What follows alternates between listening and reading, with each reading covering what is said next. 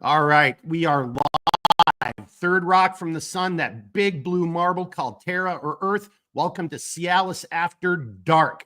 All right, boys and girls, you can see we've got a slightly different setup for tonight. We've got a bunch of guests, and we're just going to kind of jump right into it. As you saw from maybe my centerline video, you know, like Chappie, who's below me, we were going to sit and talk initially about the VA and continue with the conversation about the VA. That's very important to me. But over the last couple days this week, you know, if you've ever heard or watched any of the videos, you know, that I've ever done, you know, I have this dots on the wall. Everybody looks at information differently, but for me, the way I kind of visualize this is like, you know, all these little data points are dots on a wall. You connect the dots, they start making a picture. And over the last couple of days, these dots have started to rearrange as new dots have been posted on the wall. It's started to draw a new picture. And for me, honestly, it's very scary. And I'm just not gonna try to be clickbait or, you know, doom porn, but like, I do think we're in very scary times. And I know there's a lot of people who are like, yeah, my side won the election and everything's going to be perfect. I completely disagree. I think there's some serious heavy lifting that has to get done. And I mean that across the board, full spectrum for people throughout many nations, not just the United States of America. So on that note, so that's kind of the whole thing. The title was going to be The Drums of War.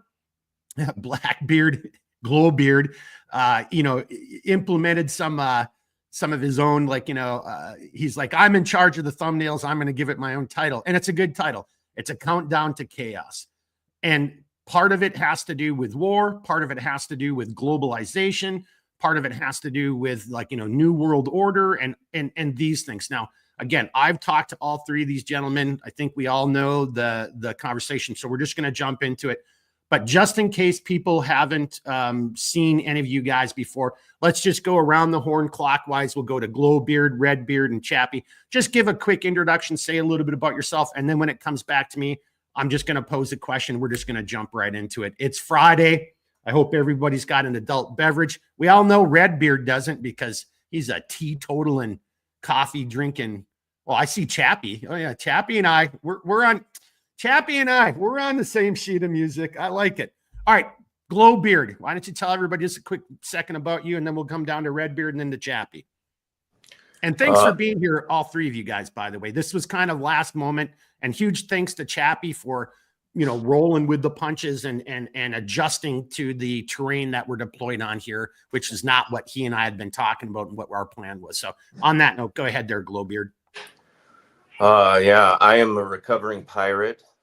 I'm a fan of I'm a fan of game theoretical, mutually assured destruction doctrines, and altogether, no one of any consequence or significance in the bigger picture of things. Thank you for having me. All right, Redbeard, you're next. I'm Redbeard. For some of you that have watched Mark for any amount of time, I may have been involved in some of the podcast shenanigans of the last year or two, and I'm happy to be back. A little bit about me is I'm a gun guy, outdoors guy. I've done a little bit of different forms of training here and there, but I'm also Mark's little resident constitutionalist that likes to make those inconvenient arguments wherever I see fit. So he helps keep us all honest. And then let's bring it into our resident hero. You know, you, Chappie, you don't have a beard name associated with your picture, but you have a beard, you know, and yours looks pretty good too, you know. Thank you. Yeah, in the trail world, you don't give yourself your trail name, so maybe you all can give me one, you know, this evening. Or okay, all right, challenge accepted. By the end of the night, we will have a trail name for you. Nice. Well, it's great to see everyone here. Pleasure to be back with Mark. Happy to just, you know, have this conversation. Really young beard. I see. I'm monitoring your comments here. That's a good. That's pretty good. That's not bad. That goes into consideration. That is definitely. We'll put it there. Yeah. I love it. So I'm a Navy veteran. I got out in 2004.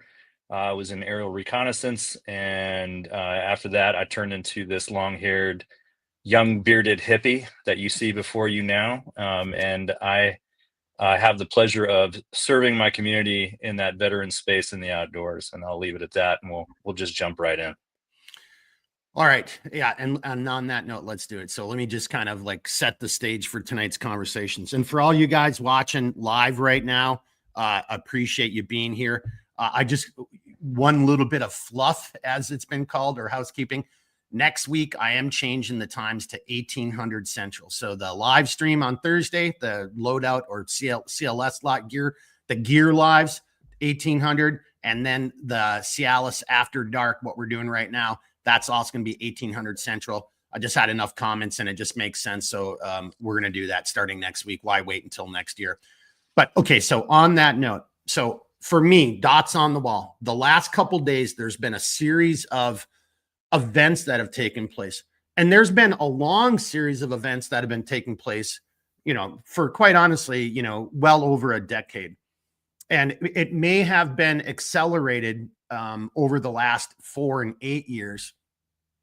And my argument here is, you know, again, I'm just going to, you use your own terms, boys and girls. So I happen to be a Christian, you know, but good versus evil, God versus the devil, however you want to say it, it doesn't matter to me. If you are a good person, if you have a good set of morals, you know the difference between right and wrong.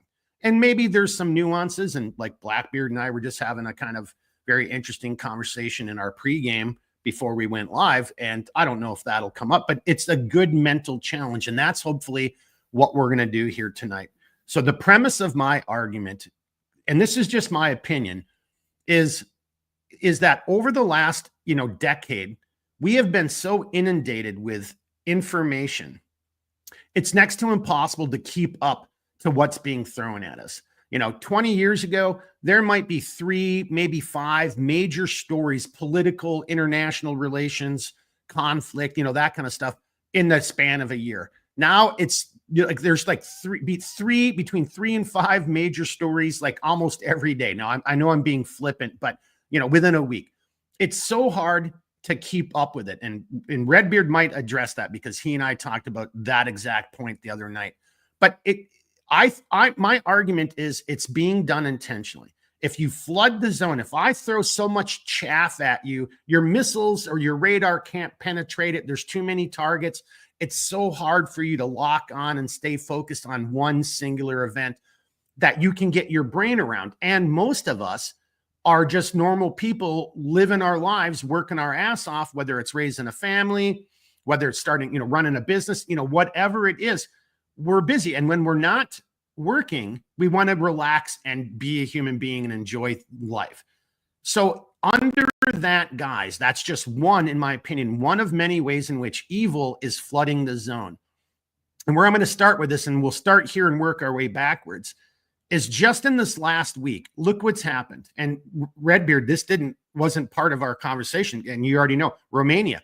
So we've got South Korea, Georgia, and now Romania, where these efforts are it appears that something very nefarious is going on wherever freedom and people who want to plot their own course as an ethnic group or as a nation state, whatever it is.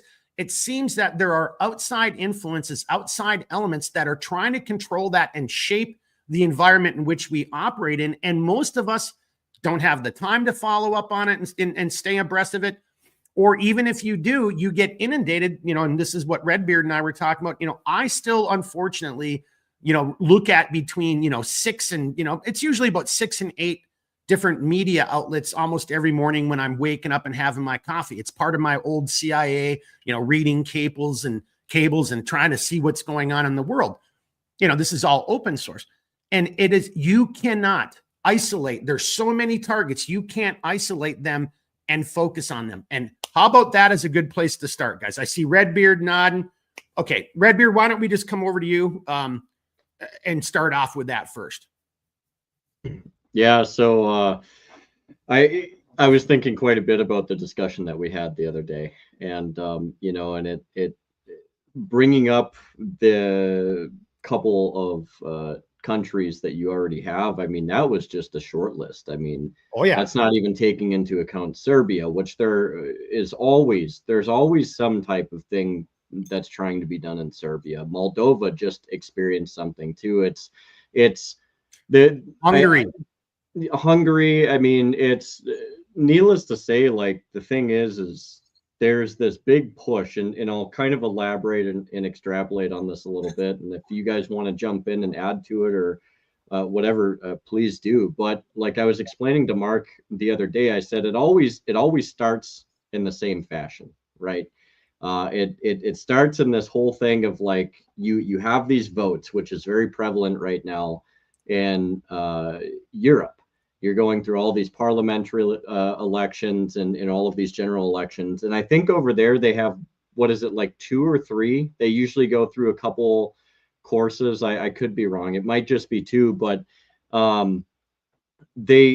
what's happened is there's this swing to where the many people in these countries are deciding like, hey, you know what we shouldn't do? We shouldn't go in favor of the EU because they haven't really gone in favor of us lately. And we're finding more trouble. So you have these voting bases that are voting away from that. You're having newer parties come into power.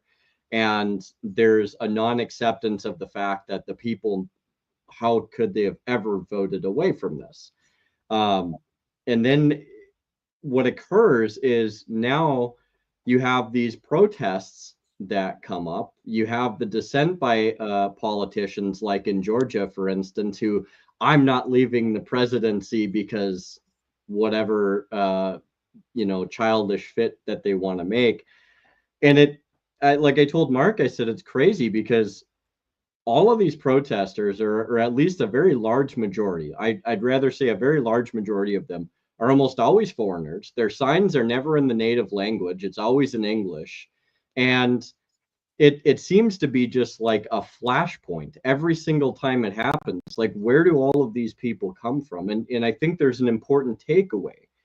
We saw this type of thing in 2014. We had the Maidan situation that occurred there. That's one of many, and it shows the extremes of how these things can be. But the common denominator is always a tie back to the EU. It's always a tie back to a central group of individuals who really do not want that power shift. And what happens is it creates a vacuum and a usurpation of the sovereign integrity of that country in order to exploit it later down the road. And people are sick of it. They don't want war anymore. Just like many Americans, I would posit, we don't want war anymore. It's tiring. It's terrible. It's undesirable. Hey, just if you don't mind, yeah, and maybe just for tonight, because there's 4 of us, let's do what we can to keep it short, because Chappie's nodding, and I want to come to Chappie, because that was actually, not to stop you from continuing, but what you just said, we're sick of war. Chappie and I talked about that today, and I want to and Chappie was nodding, and I want, I just kind of want to go off of that visual cue and see if Chappie has anything to add to that. And just to end real quick, we all of these people, including Americans, we all have our own domestic issues that we want to fix, because as people who live in these countries, we need to care about ourselves a little bit more than always the most external issues that more often don't relate to us. So I yield the floor. Chappie. All great points. I am not well versed in, and I won't pretend to be, in any of the subject matter that was just discussed by Redbeard. But what I can relate to is the lack of distraction that we have now. Because if you think about it, war is a huge distraction. We don't have that anymore. We have conflicts now in Ukraine and Syria, North Korea, and these sort of take up that that universe of distraction. But it's kind of coming back home, and now a lot of us, like you, Mark, you were inspired to look at everything that wasn't distracting you, things that were more stateside matters, and that's what we've been talking about. VA issues, we've been talking about humanitarian issues, immigration, all of these things today. And I think those are great jumping off points to find out, not to steal thunder, but find out where we can make the best changes in our lives to affect change in our community. And I'll leave it with that. Hey, I just want to echo something that Chappie said to me today, and this is why I'm just so grateful that I've gotten to know him, and he's been willing to come on these podcasts and entertain phone calls from me, from time to time, because there is that empathy for human life, and there's that empathy, and there's that ability to take a step back. Doesn't mean we're always right, but it, like, if there was one thing I don't want to be without my life, would be some form of empathy, some form of caring for other human beings. Again, we can sit and disagree on many things, and like, I just had this great conversation with Blackbeard, and we didn't just finish it, but it's not that I hate this person. It's not that I wish this other group of peoples or whatever ill will. It's back to Redbeard's point. I have limited resources, and it's already being stretched thin here on my home front. And to Chappie's point, one of the things that I'm very passionate about is, like, we're spending how much money over in the Ukraine? We haven't taken care of Western North Carolina. We haven't taken care of veterans. We've got homeless. So hang on, so that's my kind of point of intersection into this. And as you continue to see these dots, like, why would somebody just continue to ignore, like, the basic human level empathy? You can say we're going to do this, but you've got to then be able to back it up with the justification and the reasons why, and make this something palatable, something edible for all of us. Why do I continue to suffer when you, my government, my elected officials, where my tax dollars go, should be helping me and by mine, I mean every other American citizen, helping us, but instead you're spending all this treasure, this blood and treasure downrange for something that I don't believe in. And quite honestly, I don't think the vast majority of Americans believe in or support. And on that note, let's bring it over to, here, before I bring it to Blackbeard, Chappie, I didn't misrepresent you in any form or fashion, did I, sir? Not at all. Okay. Blackbeard. Yeah. Well, it's a bit easier to comment on the topic you two are discussing than Redbeard's very niche and specific and well-educated perspective, which I do not have either. But I guess it all interrelates, doesn't it? Because we're dealing with the issues of what is the definition of a culture or a nation, and what does it mean to lose that, and or have it evolve, depending on how you're looking at it. See, that there's a few presuppositions that people don't realize that they're making when they talk about things like progress or evolution. And what that is that there's an inherent subconscious and fundamental bias towards the idea that we're evolving towards something which is better than that which we're leaving, or that we're progressing towards an idea or a kind of vision which is greater than the one that we've left. Sometimes that's true, and sometimes it isn't true. What we're experiencing on a geopolitical scale at this time, in my mind, it shows very clearly that that is not the case.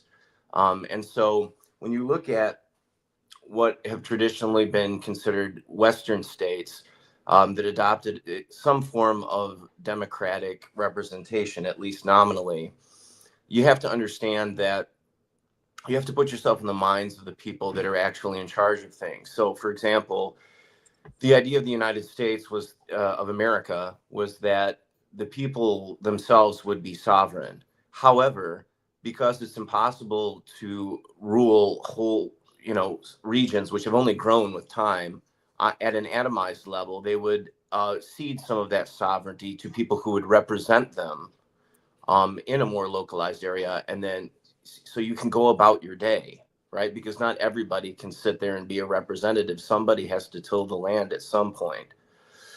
But now consider yourself as one of these people that is actually ruling, right? So in a more autocratic system where it's very obvious how the power is structured and the way that it works, you simply make decrees and they're followed. But in anything that takes on the form of at least the semblance of democracy, you have to then immediately turn to propagandists, because the truth is that you want to be in control, with very few exceptions. There's not a lot of Washingtons where it's like, let's make him a king, and he's like, nah, I'm good. Most people are like, how can I become king? I mean, I just want to represent you, okay? I'm one of you guys. Listen, I grew up in a middle-class family, okay? They all say that, whatever side of the aisle. I'm you, because they are. I'm the Scranton kid. Yeah, I'm the Scranton kid. Well, all of them do it. All of them do it. Yep. I mean, even if you look at the right, in truth, what does the working class guy have in common with a billionaire? And the answer is nothing. So, but that's not the point. The point is that they're to project the image that they are representing you, right? They are the image of you, but you're not there. And so, well, that's good. Then they're doing what I want, and they're thinking about me. Of course, they have my interests in mind. They're just like me, except they're nothing like you. None of them are anything like you. So the question is, well, how do I control you then? Because this guy's got it in his mind that I'm supposed to represent him. I'm here for me, baby. Yeah. So what they do then is they turn to the way that this system is structured, which is to the propagandists. And it's their job to convince you that whatever hot button issue is happening is the hot button issue, because, you know, I do believe in objective reality, but there's a certain sense in which perception is reality. And that is to say, there's a million different things going on at any given time. More than that, I'm being under hyperbolic on that. But the power to select is more powerful than the power to simply be observant of everything that's happening. By selecting, I can then put the focus of your consciousness on that and magnify it and then steer it in the direction that I desire. And that's the job in a democracy for ruling people. You think, well, I'm ruling because they're taking into consideration what I want, but that's not how it, that's the image of it, but that isn't the reality of it. That's the de jure and not the de facto. So anyway, what does that all mean? Well, what it means is that you're sitting there and you're wondering to yourself, well, why are we sending money to this country? And why are we sending money to that country? And if we're going to do that, and we're going to put our treasure on the line, and we're going to put our guys on the line and their lives and all that, just make it worth something. And the job of the propagandist, who knows that there is no circumstance in which that is in your interest, his job is to sell it to you. His job is to find those reasons so that you can sit there and be like, yeah, we sent a lot of billion, you know, the infrastructure here is falling apart. We had a natural disaster where our own people are dying. You know, our education is performing well under the rest of the developed world, and we should be putting resources toward that. But the truth is that we don't really like the people that we're representing at all. In fact, it'd be better if they weren't here. And but I mean, they can get uppity. These people get uppity, guys, and they get these revolutionary ideas when things get rough enough. And so we need to just chill people out. Let them know, hey, we're one of you. This is in your interest. Trust us. You know, we've got a half a dozen ex-intelligence guys who all agree on anonymous sources that all of this is true. And you don't need to worry about it, okay? Just trust us, because it's in national security and you're part of the nation and it's just for your good. We're here for you. That's the front facing. And so long as we assent to that, as long as we are gullible enough to believe these things, then they can take the collective power of our energy, which is what we do. Taxation is part of it, but there are other methods that they use it as well, right? Consent alone is a form of energy. They take these things and then they direct them, they wield them. They're electricians, really, is what they are. They're social electricians that divert the power of the people that we elect, right? Power and electricity. They divert this toward the functions that are desirable for their ultimate goals, which you don't need to know. Those goals are our business, and you have your own business, and you need to mind your business, okay? Which in your business is to make sure that whatever you do in your business becomes part of our business, and that's every April. Yeah. All right. So on that note right there, that's a great spot to kind of spiral it over to Redbeard and Chappie. So, you know, one of the things I wrote down, you know, is that, well, okay, do your own research. Look and see, like, how many independent, and when you think of mainstream media, you know, like, there's 3 corporations that own all of those. And there's been so many mashups of so many mainstream media saying the exact same thing. And that goes into everything that Glowbeard just was talking about. And what really struck me as he was saying it, I remembered that one segment, I think it was, and Redbeard, you can help me out with this one historically, because I might get it wrong, but it was CNN, I'm pretty sure, who was talking about, I can't remember if it was something out of, who's the guy who fled to Russia? Why can't I think of that guy's name all of a sudden? Mulvaney. Who? Was it Mulvaney? Navalny? No, no, no, Navalny? no. No, I'm talking about the gentleman who released a whole bunch of information. Oh, Snowden? Yeah, Snowden. Snowden. So it was either Yep. Snowden or it was WikiLeaks founder. It was one of those two people, and this information's out there. So this kind of goes all the way into what Blackbeard was just talking about. It's like we are in charge. We are the ones in power. You don't need to know it. And I'm pretty sure it was a CNN commentator said that even though this is now out there on the internet, none of you can read that. Only we reporters can read that. And to that note, you see a lot of people in the legacy dinosaur media making those same type of arguments right now. It's like, no, not everyone can be a journalist. Only we can be journalists. Only we know how to decipher and, and filter this information. But to Blackbeard's point in my argument in this countdown to chaos, or the drums of war, however you want to say it, is whether those people are useful idiots or not, or they knowingly are going along with it, is almost mute. But that messaging has been around for a while. And to Blackbeard's point, this is exactly more and more of the messaging. And that messaging has been very ramped up here over the last couple of days. And on that note, I'm just going to let you guys, Chappie and Redbeard, kind of respond to what Blackbeard has said, or maybe what I said, or go in a new direction if you want. Anybody got a response to what Blackbeard, or just that theme right there, that we are being controlled?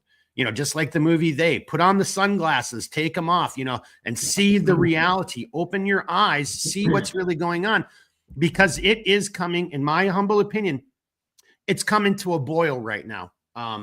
Okay, now I'll shut up and bring it over to you guys, whoever wants to chime in next. I'll just say something real quick. Mark, you and I talked at length the other day about a number of the world issues, and how, maybe back in the day, the world issues weren't so much something necessarily to correlate with American issues, right? Because we did a fairly decent job of kind of separating those two, but now these things are becoming inseparable. And I've told people numerous times, you can't look at something that's occurring in the world and say, oh, well, the United States or the West as a whole, they're not party to that, or they're not involved, or that's simply not true. And one of the things that I want to posit, and you guys can use this as a jumping off point or whatever, but we're finding that American issues, the type of things that we deal with here, they're no longer unique. And we're starting to see also the shift in the attitude of the average person that we experience here in the United States is also not unique. That's why you're having, these different countries, not just the United States, but these different countries also that are shifting away from and kind of waking up and coming to the realization that, holy crap, we've been in the slumber and we've kind of just been taking it. We've been taking it. There's been no resistance. And so we share a lot of the problems now as people, like the average person, the average guy, the average gal. Like, we're more united in the world in the crap we have to deal with, I think, than more people even realize. There's you look at the economic issues, you look at just buying food, just buying or covering rent for a home, just being able to have gas. Think about that, just basic utilities, which 20 years ago, none of us were complaining about. And the whole, you have a huge section of the world that's united in the idea that we can't even have basic things anymore. And we're all supposed to be in these first world countries, but they're slowly degrading into these second world countries. And I just want to add this, Blackbeard made a very, very good assessment about that power trickling, right? What is the eventual outcome of it? It doesn't stay with us. It eventually goes to the few, and we are seeing those ramifications today in a non-uniquely American way. It's becoming an average person way. And to that, I think there is the benefit that you're starting to see these changes. So and I'll just say, like, everybody's got border problems now. You know, that's a shared issue as well. So I'll leave it there. Chappie, if you want to take it from there, add something, please do, man. You guys are great. No, I would like to comment on both Glowbeard, Redbeard combo here. I don't know if I may misheard you, but to Glowbeard, but I don't think that we're well educated anymore. In the fact that we don't compete with the rest of the globe, and nationally, it's so erratic. And I think to your point, I'm stealing from my father here. He was very wise beyond his years, but when I would talk to him about things political, he would just say that we've been systematically made stupid. Use the frame, or the phrase "fat, dumb, and happy." Like, we are content to just. I was talking with Mark about this too. To be, Door Dashers and Amazoners, and very few social engagements and interactions, which completely cuts off what makes us human and what gives us inspiration and ideas when we can share like we are now. So, that's one piece. But that's a great point. But I just want to add in there before you continue on. But in doing so, you are much more easily controlled, more malleable. Right. And that's what I was going to go with, was that we're Rome. This is the Colosseum. We are made distracted by gladiatorial fights. Think about UFC. Mike Tyson and whatever the fuck that dude's name was or is. Terrible. Like, I feel like someone said it really, I don't know if it was Rogan or someone else, but they were like, the losers of that fight, or loser was not Tyson, it was us, because we watched the fucking thing. So, that's, if you guys don't know who John Mulaney is, that's who I was thinking of earlier, Navalny and Mulaney, but he does this great one about Trump. I don't want to get political, but he's talking about Trump being a horse in a hospital. If you haven't seen this, fucking watch it. It's amazing. And it's all about distraction, is my point. I don't want to spoil the stand-up, but it's like we're always being misdirected constantly, and all of our attention goes to other places, and it's a complete suck of time. And I was sharing this with you, Mark, earlier, is like, I have so many other things that I want to occupy my time with, and I know that this is an important topic and I don't want to sleep on it, but I also don't want to drive myself nuts in the process, because and I may have shared this from a different live stream, but the best advice I ever got when I came back to Tucson and started seeing a mental health professional, I told him I was like you, Mark. I was reading way too much news all day long, or had it on, and it was draining. It was soul sucking, because I didn't know how to regulate it. I just thought that was the way that I can control my world. So he asked me straight up, "Do you have to watch the news for work?" And I said, "Not at all." And he said, "Then just stop." And I know that that's probably the easy way out, but I'm a dad. I have a wife. I have a community of veterans that I take care of. If I'm occupying my time, at least a lot of my time, with that, I can't be fully present with them. So it's a hard balance. And I'll stop with one last thing, is like, this is beautiful, the fact that we're creating community even virtually like this, because by myself, I'm pretty good in front of a crowd, but as far as like collectively, if we can raise our collective voices and show that dissent peacefully but educatedly, we will make change. That's how, I forget which wonderful bearded man made the comment earlier about, the fact that we need to, collectively come together, or else we're just going to go down the shitter, and we're distracted, which means we're also isolated. And when in isolation, you can't do a lot of good. So, and in combat, you want to isolate your targets. I don't want to fight all three of you guys at the same time. I want to isolate you and then prey on your weaknesses. I want it to be advantage me and disadvantage you, right? So, and I bring this over to Blackbeard, but Chappie, you kind of just made a couple comments there, and I think, to me, bringing it to where we are, that is the game plan. That is the intentionality. Is you are so busy, right? And you can't keep up with this. And that's the way it should be. So in a more, in a more, humane, natural, however, again, for me, a religious, like a harmonious world. Chappie's, I think you're absolutely right. I shouldn't have to care about the news except maybe once a week when I'm, hanging out, talking to somebody and like, oh, did you hear what happened, down the road at the Johnson farm? Like that should be the news, not the, there's 4 breaking stories every day. So that's my point. And I think that's done intentionally. So you are distracted. When you're distracted, you become isolated. When you're isolated, you don't have the time to do the research, but we're all human beings. So we respond to things. And more often than not, we're all responding knee jerk and emotionally.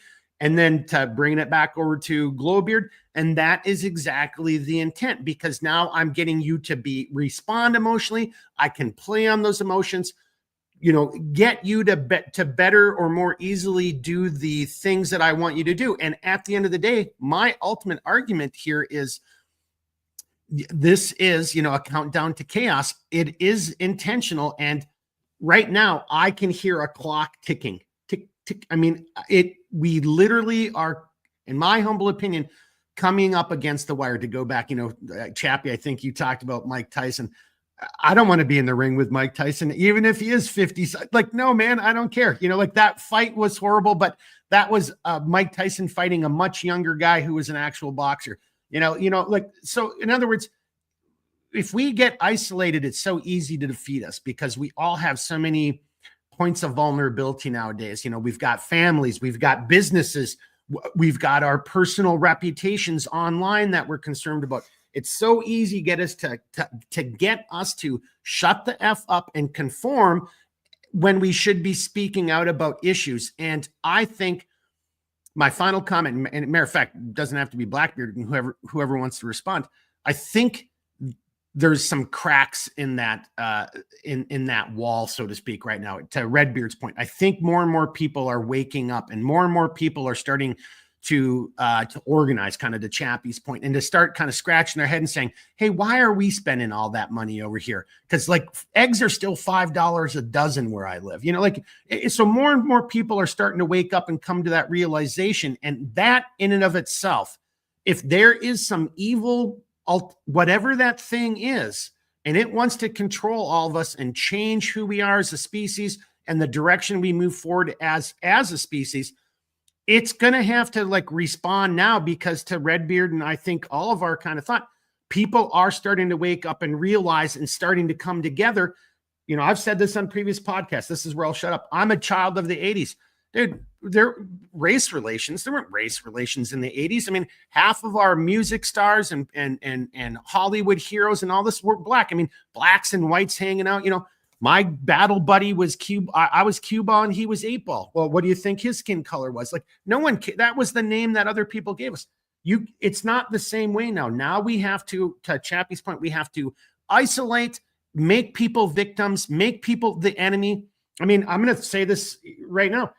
So that guy was killed in New York, that CEO from a health insurance company, and Taylor Lorraine and so many other people cheering another human being's death because they don't like insurance companies. Maybe insurance companies are evil. Does that give you the right to take another human being's life? I mean, maybe we should come together and change the laws and prevent that from, if you think it's evil, then why don't we stop it? Well, I don't want to do that. I just want to kill somebody. I'm on my little rant. I'll dial it back. All right. Somebody else jump in. But we're in big trouble, boys and girls, and we're in big trouble. Nobody?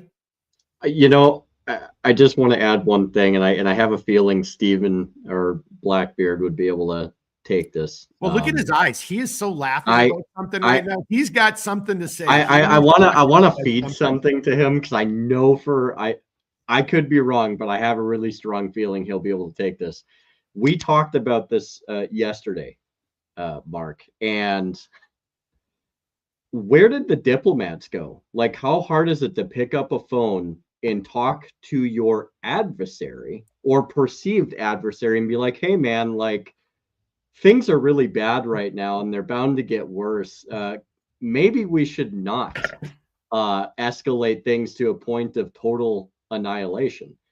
You clearly believe in your people and your principles, which are fundamentally different from ours, which I have no reason to hate you for, because we're not the same.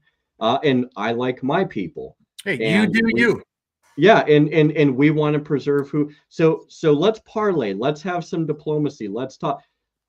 And I mentioned to you, for over 2 years, no, Anthony Blinken, I will put him on the spot, has not touched that phone and even remotely taken an opportunity to talk to somebody who, quite frankly, whether you like Russians or hate Russians, I'm indifferent. They're people just like we are. You haven't even talked to these people, and you're making these assumptions like you know exactly what they're thinking. You don't know anything about what they're thinking. And we see this so prevalent in the way I'm not even going to call our government officials diplomats. We don't have diplomats anymore. In my opinion, we don't. We need to get back to having diplomats, and we need to have proper discourse with nations, so the very last thing that we end up on is shooting each other in the face. But hey, before you go any further, the other problem to what you just said, I just want to add and then let you kind of close up. Yeah. It's not that Blinken and the State Department it's not that the United States government, for whatever reason, has refused to actually engage in any serious diplomatic, engagements with Russia. It's not just that our government hasn't done it. When a private citizen or just think about Musk, or think about Tucker Carlson, and just think about anybody who's ever even just questioned the narrative, gets attacked and lambasted by every quote unquote liberal, some quote unquote people who believe in peace and freedom and don't want to go around killing anybody. Why do you not want to hear what the other guy has to say? There's something in the water. Something's not right, Jeremy. I don't know if that adds to your final comment. No, it really it's perplexing to me, because it's not even just Russia. We treat people with such a arrogant and I'm not even talking about just the United States, Britain, in France, in I think Germany's kind of falling apart to where they don't even know what they're trying to do anymore, unfortunately. They're going through their closet looking for their brown shirts. There's this ego and this pride with the West, and I know a lot of people will hate me for saying this, but we really do, because what is the old saying? Pride before the fall. Well, if we allow our pride to overcome, and we allow our hubris to overcome, and we think that it's our way or the highway, we're better than everybody else, it never ends well for those people. Have you ever historically noticed that? You can ride the wave for so long, but it's going to roll over eventually. So we got to pick up the phone at some point, and I don't know. I hope that gives you guys something to go on, but yeah, it's out of hand. So I can solve the mystery for you. Please do. So when you get up, you look around and you maybe see your group of veterans, or your children, or your parents, or your friends, and you say, these are the people that make life valuable. This is what makes things worth living. And I want to make sure that they're doing well, and that we're doing well together. And when they get up in the morning, they're like, who? And they're like, these people are kind of a problem, because they expect a lot. And I kind of don't, let's do this. Let's suck them dry to the last bone as far as we can, but at the same time covertly just kind of get rid of them, because it's getting a little bit ridiculous in terms of the expenses, isn't it, guys?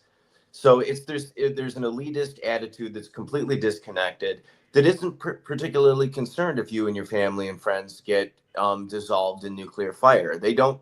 In fact, if it serves their interest, all the better. And so when you look at this, you're like, well, why aren't we having diplomatic relations? That's the only way to prevent nuclear war. That's the only way to bring about peace and maintain the status quo.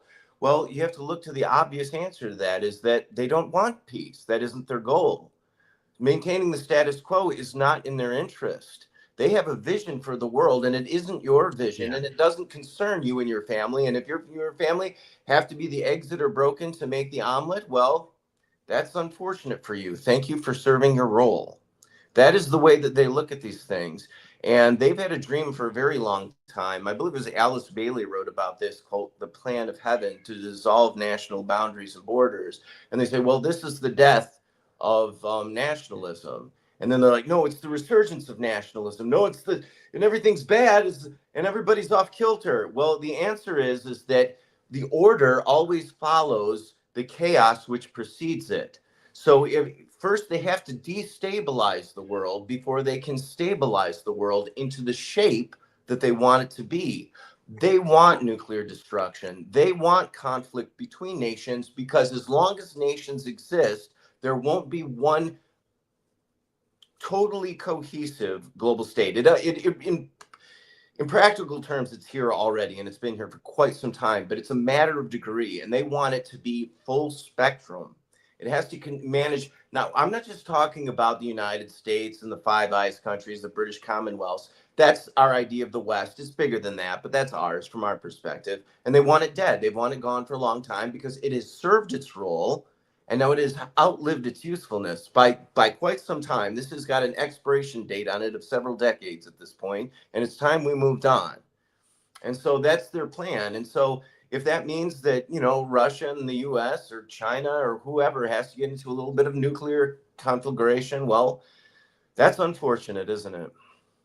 But that's what it is. They want, you have to understand, this is a desire. The middle management, the managerial class, the bureaucracy is largely filled with incompetent people, specifically to leech off the productive capacity of the population, but at the same time, it's to institute the orders unquestioningly, albeit inefficiently.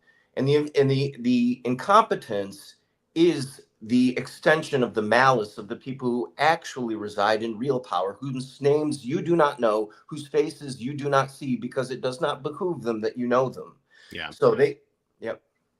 Oh, no, you're keep going. You know, I was agreeing. Yeah. Like Soros isn't if you know their Darth name, Vader, if you can see their face in your mind, you're not far enough yet. Okay. Real power is wise enough to hide itself. And it puts up people for you to yell at the screen at and throw your popcorn at for the reasons that Chappie stated, which is to say they are distractions to keep your energy. Remember, they're social electricians to divert energy where it belongs. Well, if the energy starts coming on the right targets, that's a problem. So I'm going to put the energy over onto these people, and you can yell at them and you can hate them and say, oh my God, what if they do this and what if they do that? When the point of fact, they're not the people making decisions, obviously.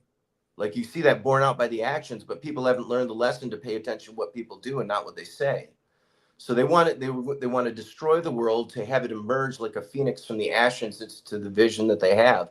And it's been an incremental process, but the closer they get to the culmination of that dream, the more overt and heavy-handed the practices have to become, because the more obvious they are as it trickles down to your immediate lived experience, which plays into what they were talking about earlier, which is to say we weren't worried about things like basic gas, and we're turning into a second world country. And from above the managerial perspective, from the people that are actually running things, they're looking at it and like, okay, the clock is ticking a little bit faster now for us to get this done, because they're starting to get.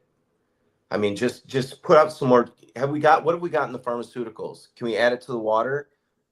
Can we just shoot it in there? What can we do? Can we spray it in the air? Put it on there. Put on the food supply. Look. Hey, let's just release a whole bunch of mosquitoes, and without any idea what's going to happen. Let's just do it. We consolidated the food supply, right, guys? We have Big Agra that's controlling everything, right? Yeah, just have one of our guys put it in that and get them to calm down until this is done. See, and everybody's like, well, we want change, we want revolution, but we don't want violence. The only thing these people understand is violence. I am not making a call to violence. I have no intention of becoming violent myself. All I'm saying is all that they understand. They just want you to sit there and do nothing and play within the system that was never real in the way that you thought that it was. It doesn't function the way that you think that it functions. And that's critical.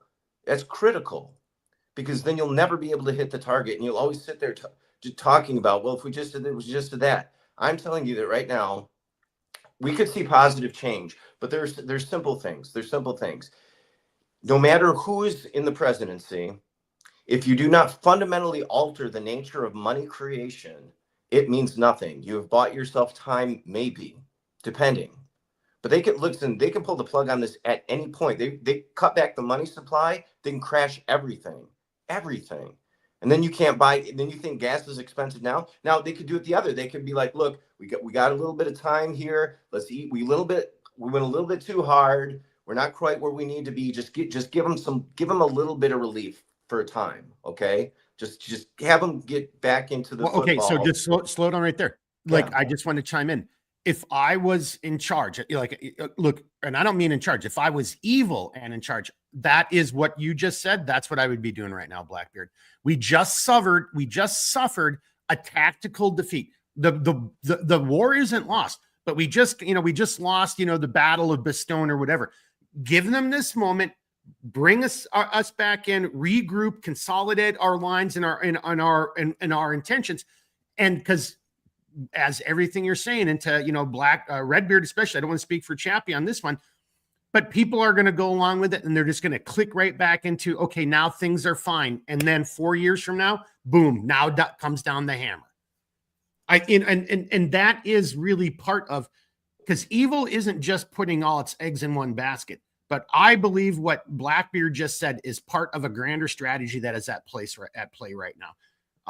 Blackbeard, you want to kind of wrap that up and let's bring it down to the two stooges down there with their awesome beards, because they've been chomping at the bit. They got to get in here too. The people that are actually directing things are largely dispassionate. They don't understand love and they don't understand empathy. They don't have empathy. It's just it's a chessboard. And the question is if I move here, am I closer to securing victory or not? It's literally that. They don't take into consideration, I got my guys, I love my wife, my kids smile in the morning makes it all worth it. They don't that means that's alien to them because they're alien to us.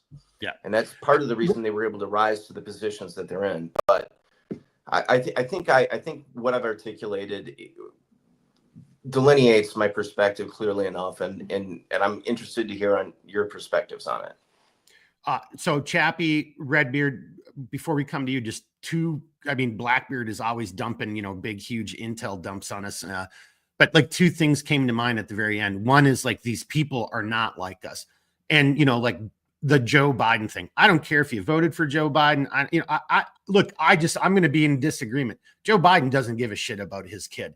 None of that was because he's a loving father. And if we need to have a conversation about that, give me a phone call. But like, if you think that was because he's like me and you, he cares about his kid, and it's covering his ass.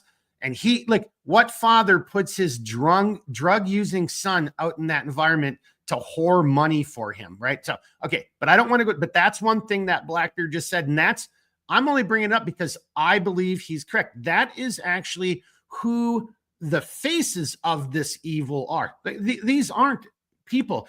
And the foot soldiers, and this is where I'm going to kind of shut up and let these guys go wherever they want. And we see this being executed in the last, quite honestly, probably 10 to 12 years, where a growing group of individuals who've allowed themselves to believe that this is revolution and this is freedom, baby, and this time we'll get communism right, are willing to use violence. But we're in a system where those people who commit an act of violence under, they've got to like blow off steam, like Jeremy, I'm talking about, like let them destroy, let them cause, millions of dollars in damage and kill people. They've got to blow off steam. Or she's a teacher and she threw a Molotov cocktail at a police officer, police vehicle, but it was the heat of the moment. Let her go. So, and a group of individuals are being militarized and are being pretty much kind of with the wink, wink, nod, nod. You are our foot soldiers. Don't worry. We got you covered. And we've got politicians and we've got corporations, and trying to provide them with legal services. So if you don't think you're in a war, then I hope it's because for the grace of God, like Chappie, you're just so busy. You've got so many other awesome things going on in your life. You don't have the time to pay attention to this stuff. But I'm here to tell you, this is happening all around us, and it's starting to, Redbeard, I don't know how to say it. It's not that it's being elevated, it's that it's multiplying. It's happening with greater frequency. Maybe the consequences, but those actions are being ratcheted up too, because now we have people talking about limited nuclear exchanges or first strike doctrines, where so these thoughts, this willingness, as Red or Blackbeard said, they don't care about me and you. And if they have to, like, and if they have to expend, 300,000 people or 3 million people, I don't really think they give a fuck, because at some point, I also think a lot of this has to do with depopulation, but we'll save that one. All right, I'll shut up. Redbeard, Chappie, who wants to jump in and add what they got? He's passing the buck to you, Chappie. I'm getting a finger over from Redbeard. Well, Glowbeard paints a pretty dystopian perspective, and I can respect that. But I've had conversations, including with you, Mark, that we overly fetishize and fantasize about that kind of world, and no one wants that. I mean, when it comes down to it, they think they do, but they don't. Well, no, hang on. Real quickly, in all of our defense, and for anyone watching this who agrees with what Chappie just said, because I agree, I don't want that. I know Blackbeard doesn't want it. I know Chappie doesn't want it. I know Redbeard doesn't want it. And I'm hoping that those of you watching this don't want this as well either. But Chappie, what I think Blackbeard was getting at is there's a lot of people who do want this. There's a lot of people who don't even see how wrong this is. No doubt. And I don't disagree with that point at all. And I don't even disagree with his assessment on the individuals in power that would rather see everything burn. But when it comes down to it, as the saying goes, no one wants to be the king of the ashes, because what's the utilitarian use in that? You have a bunch of sheeple right now. You want to maintain that. In fact, I would disagree that they want us to die. I mean, they want us to reproduce, in my opinion. They want us to continue to, this cycle, because even though we are, suffering, and, we could have an argument about what that looks like and how desensitized they are to the common person suffering. You have to be aware that, and I think to Redbeard's comment about diplomacy, where is diplomacy? Well, I think you have to be diplomatic first, and we are not. And so that to me is first, like, how, I'm always about, like, how do we get better from this? And again, I would, advise all of us here to say that collectively we are stronger. We can have very, very intelligent conversation. And you're right, Glowbeard, violence is very, very visceral when it comes to how effective it is. But it doesn't serve anyone except when we do it with each other. They want us to fight amongst ourselves. That's part of the problem as well, but not necessarily, they don't want us to fight them, because that's effective. However, we need to make sure that we're directing that violence, that peaceful warrior spirit. Like, we want to preserve how, talking with Mark, I'm a dad. I want to give my kids something. I want to show my community that it's worth fighting for. And if I lose all hope and I have no answer, and I'm not even making, a call to action, what does that say about me? I'll leave it with that. Hey, before you guys chime in, I just want to say, like, I think, and Chappie and I did talk about this earlier, and it was a great conversation. I wish we would have recorded it, to tell the truth. It was just a standalone conversation, and just on the, who we are as humans and what does that mean. But to kind of just say that, this video is part of that call to action, as maybe we'll get into on the second half here. What do we do? How do we resolve this? And we'll maybe start addressing some of that, but it's got to start someplace. And and that's at least here, right? Like, that's hopefully for anybody who watches, I don't care if it's 10 people, 100 people, you share this video with your friends, and you take a moment and say, I didn't agree with Mark here. I liked what Chappie said here. Blackbeard is too sexy to listen to, so I had to listen to whatever your thing is, but, like, share it, because to Chappie's point, if we, and I know this resonates with Redbeard, and, like, I don't want to speak for these other gentlemen, but I know these men. I know Blackbeard agrees with it, and Redbeard agrees with it. If we don't start doing something we're all human beings. oh, you're a Russian, so therefore I laugh when, you know, like you and your wife are blown up on a bridge, or you're black and so we think it's funny if a cop arrests you illegally, or you're a white person and it's funny when like a bunch of people spit on you on a bus. Like, no, none of that is cool. Period. We're all fucking human beings. We're all in this, man. All right. Sorry. Well, I just want to briefly comment for what Chappie had said, and I largely agree with it.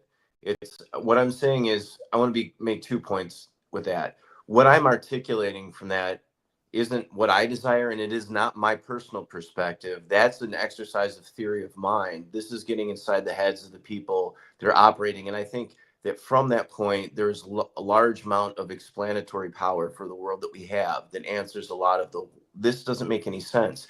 And I think that the answer is yes, it makes no sense to you. Now, another point to that is that sometimes the illusion of power is sufficient enough to make it real. So what do I mean by that? What I mean by that is they would love nothing more than for you to believe that because of these evil machinations and because of their position of power, that what they have in mind is a done deal, and that there's no possibility of their failure.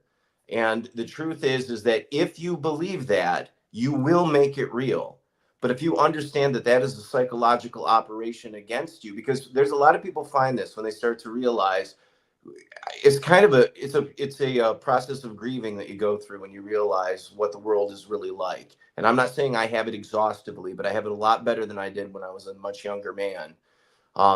And one of the things that you do is it's easy to say, well, forget it then. It's a done. If it's like this, then I mean, they got everything, and they got like even the nukes. You know what? Here's the thing. If they nuke my state tomorrow, it's not what I want, but it's not my control. So I'm not going to sit here and be like, you know, and it's like they got everything. They're all, you know, it's like you got to get past that. That's the stage you'll go through, but you got to get over that because you can't live your life that way, and there's no point in doing that. And Chappie is one of the things he understands too that a lot of people don't, because and this is true of all people talk about hasty generalizations being a logical fallacy. That is correct. You have to look with nuance, and that doesn't mean, you know, well, actually, those guys. It means you have to look at things and try to get as clear perspective and line of thought as you can about it and assess it on its own merits. Okay. So, and the truth is that for a lot of people who are very liberty oriented, such as ourselves, it goes hand in glove with falling into the weakness of becoming atomized and not being collective. It falls into individualism and not collectivism. And the truth is that there is a place in your life where you are an individual, from whence we get the word individual comes from indivisible. It's like, I can't break this unit down into anything more atomized. It's this, it's me, it's you. But then through social connections, we become more, and there are power multipliers in the unity of collective expression. So the question is what is the appropriate place for my individual life? What does my collective life look like? And what do these two disparate but interlaced things, what are they directed towards producing? And those are all decisions that we either make consciously or unconsciously, but which steer the course of the ship that we're on. If these people that think this way, who have managed through subterfuge to enter positions of power that normal, healthy-minded people don't do, because we're not willing to do things that they're willing to do, that they don't bat their eye at. It's a anti-personality disorder, psychopathy thing, largely genetic, but probably there are other things in there. There was a book written actually by someone from the Soviet Union called Political Ponerology, who he attempted to assess the origin of evil from a purely secular point of view. I happen to not think that evil has its origin point purely in secular terms, but it's not without its usefulness. So that's something you can check into if you're so interested. But all that to say is that, you know, we cannot afford to not understand the mind of our enemy. And we cannot afford to allow the mind of our enemy to demoralize us. We have to recognize that if there are far more of us than there are of them, And while all they understand is violence, it wouldn't require violence on our part to shift this thing. All it requires is a unity met with understanding, with a sufficient amount of desire to become actionable. All we have to do is when they throw the next crap at us, to just say, I don't think I'm going to do that. But the problem is that even if you recognize it, you'll realize the level of sacrifice that is required to do that. A perfect example of that would be, let's say that you spent your entire life developing, you're like the lead engineer for silicon technology, and you're developing these microchips that are, they're getting to the point where it'll enable quantum computing combined with artificial intelligence, and it's on the breaking edge. And you're like, I've never had my life is amazing. I feel fulfilled. I'm working a lot of hours, I'm making all this money, and my third mistress is totally infatuated with me, and life's pretty good. And then you have this stroke of insight, and it dawns into you, my God, I'm helping to build a prison for humanity. All these people are going to be replaced. Our chief distinct advantage over the animal kingdom was our intellect, and now I'm about to subvert that for the entirety of humanity. What am I doing? And you walk in there, and you're like, you've got your 200,000 plus a year job, maybe 500, depending on where you're at and what company.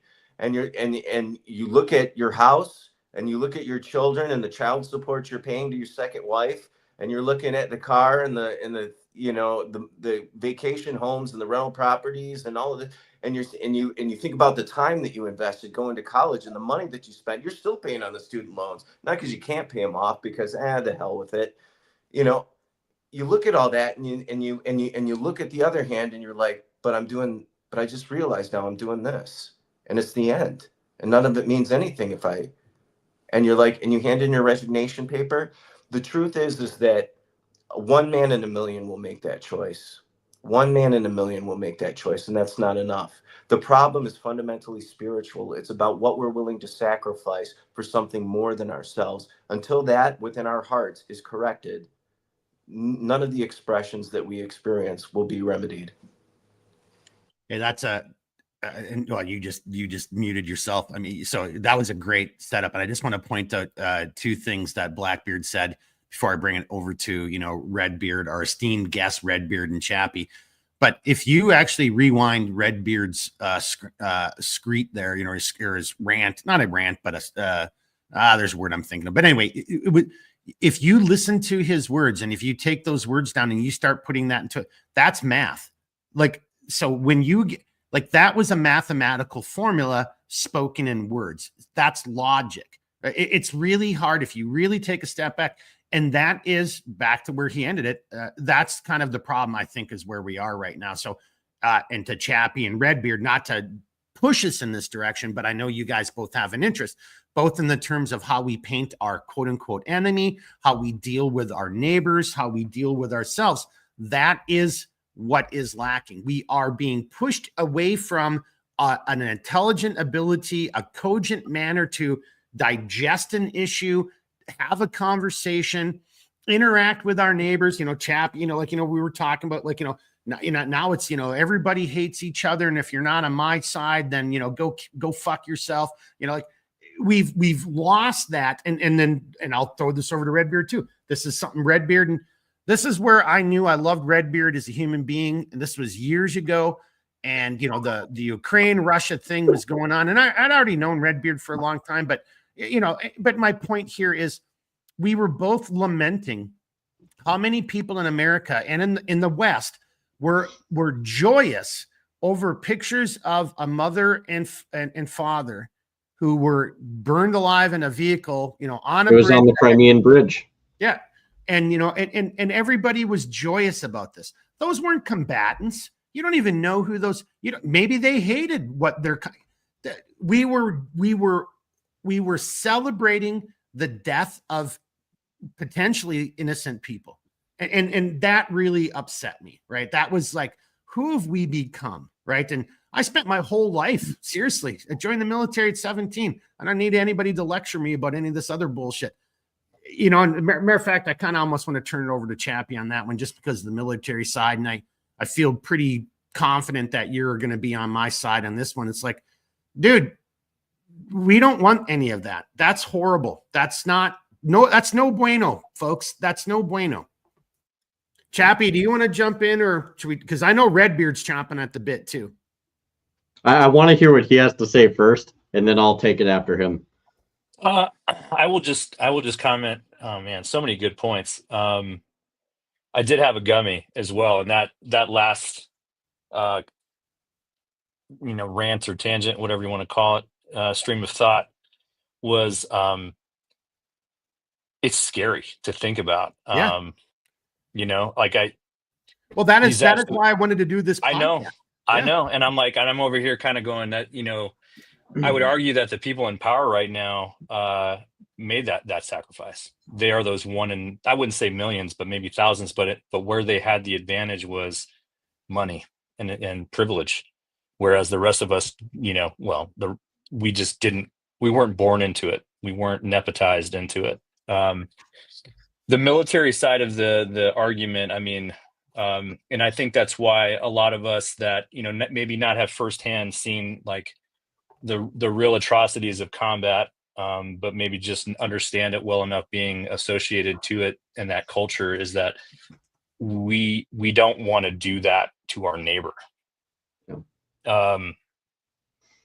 Because that's where the fight is going to be. It's not going to be on the hill because they're safe. They're protected there. The fight will be amongst ourselves in the streets. And again, that's going to be glamorized. That's going to be fetishized. And it is. And it's so sad to see fellow brothers and sisters in arms that want that. Yeah. Because, I mean, that's why I love Mark, is because he's absolutely 100%, right and sane in that stream of consciousness and he's probably well, he's probably in that stream of consciousness. Okay. Yeah. Right. Let's not make a generalization just about my one. Other thoughts. Yeah. No, exactly. Just the one. But we don't want to see that come home. And that's the problem, I think, as well, in that, 1 in a million caveman to Elon Musk moment where you're going to sacrifice yourself for that greater good, especially when, like in my case, and I'm not putting myself up on a pedestal. I just know there's a lot of individuals that count on me, my family and the community that I serve. And if I left, every one of our brothers and sisters in uniform that have come through your program, whether they're still back or not, those are still people who I guarantee in the back of their mind, there is a little, I don't want to call it a get out of jail free card, but like, because again, I've never met you in person and had a beer with you, but I know that there are boys and girls out there who, like, if I'm really down in the dumps, I think I could call Chappie and have a conversation. You are that guy, right? That's awesome, dude.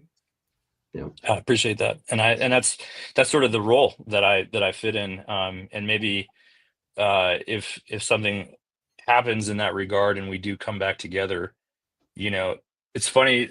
I'm not religious, so we talked about this, Mark, and I don't necessarily prescribe to any religion, but when I was in DC, I was doing a rally about the insurrection, and we don't need to get into that, but another female veteran came up to me and she said, "Oh, are you a chaplain?" And I said, "No." She said, "Oh, because Chappie that's kind of like the slang in the military for a man or woman of cloth." And I thought about it for a little bit. In a lot of ways, I feel very akin to being in that role, even though I'm not a religious man, because what I offer is, like you said, Mark, I offer myself. You talked about empathy. I offer empathy.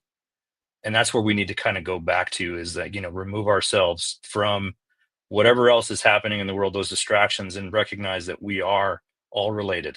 We all have those same emotions. And once we listen to people and our neighbors, I think that's where we need to begin, and then build the foundation of trust, love. And then, ultimately we build a strong community out of that can make our voice really loud. Before I bring it back over to Blackbeard and Redbeard, just to kind of echo what Chappie was just saying there at the end, that empathy and that is, so this could be taken as a black pill episode or, whatever, take it however you want. I do think we have a timeline. I haven't spoken about that. Maybe we'll get to that in a little bit. I really do think we're operating in with a very short window for something very critical and a slightly larger window in which all kinds of things can still go horribly wrong. I'm not fucking around. I hope, here, I'll just say by the end of April of 2025, I hope we're having this conversation. I'll make a game of it and I'll eat crow or I'll do something stupid. I hope I'm wrong. But to Chappie's point, if we don't each and every one of us take it upon ourselves to start just like, hey, what does empathy even mean? And starting to feel and exude that and find that way to bridge that gap, even with your enemy, even with your fucking enemy. We've got to do that. Or quite honestly, this other evil we're talking about, which we can't put our fingers on because to Blackbeard's point, they're not stupid enough like this guy in New York, this quote unquote assassin. I just love how everybody's spending all this time trying to figure out if he was a professional. I'm like, he's not a professional. I mean, and I think Blackbeard can attest to this. In the chat, in our little chat group, I said, well, unless this is what the image they wanted to present, unless they wanted to present the image to the American people that this guy was not a professional. I mean, a professional doesn't do that. So he either really is an amateur and this is something different, or it is so professional it goes into Blackbeard's world. I mean, and I'm here to tell you, boys and girls, that just doesn't pass the sniff test 99% of the time, but it is still a possibility. But to Chappie's point, if we don't start finding a way to empathize with our fellow humans, this other evil is probably gonna. They're right on the cusp of like, hey, I'm gonna show you my trump cards, and I don't mean Donald Trump. I mean from the game of spades. I'm gonna show you my trump cards, and let's see. And I'm gonna take the game. All right. On that note, Blackbeard, I see Redbeard. Maybe we should let you in because you had a smile on your face. Really, so we've got a guy who watches the live stream and he, his name is John. He's been on before. Hopefully we'll get Chappie back, but he makes fun and he says Gimli. Okay. Chappie will be back. Yeah. You guys saw that chat. Yeah.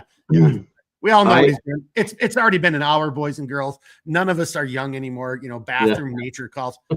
But John, who might still be here with us, he once made a joke to me, referenced himself as Gimli, just throw me, so Jeremy, you could be a good little Gimli. I mean, you've got more of a beard, more of a, which I've been would you be? Just a little bit of humor. If you were a dwarf, what character would you be with your beard?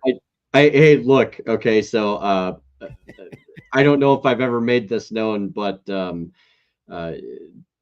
Mark, you know this, and Blackbeard knows this, but I was, and you'll see where I'm going with this real quick.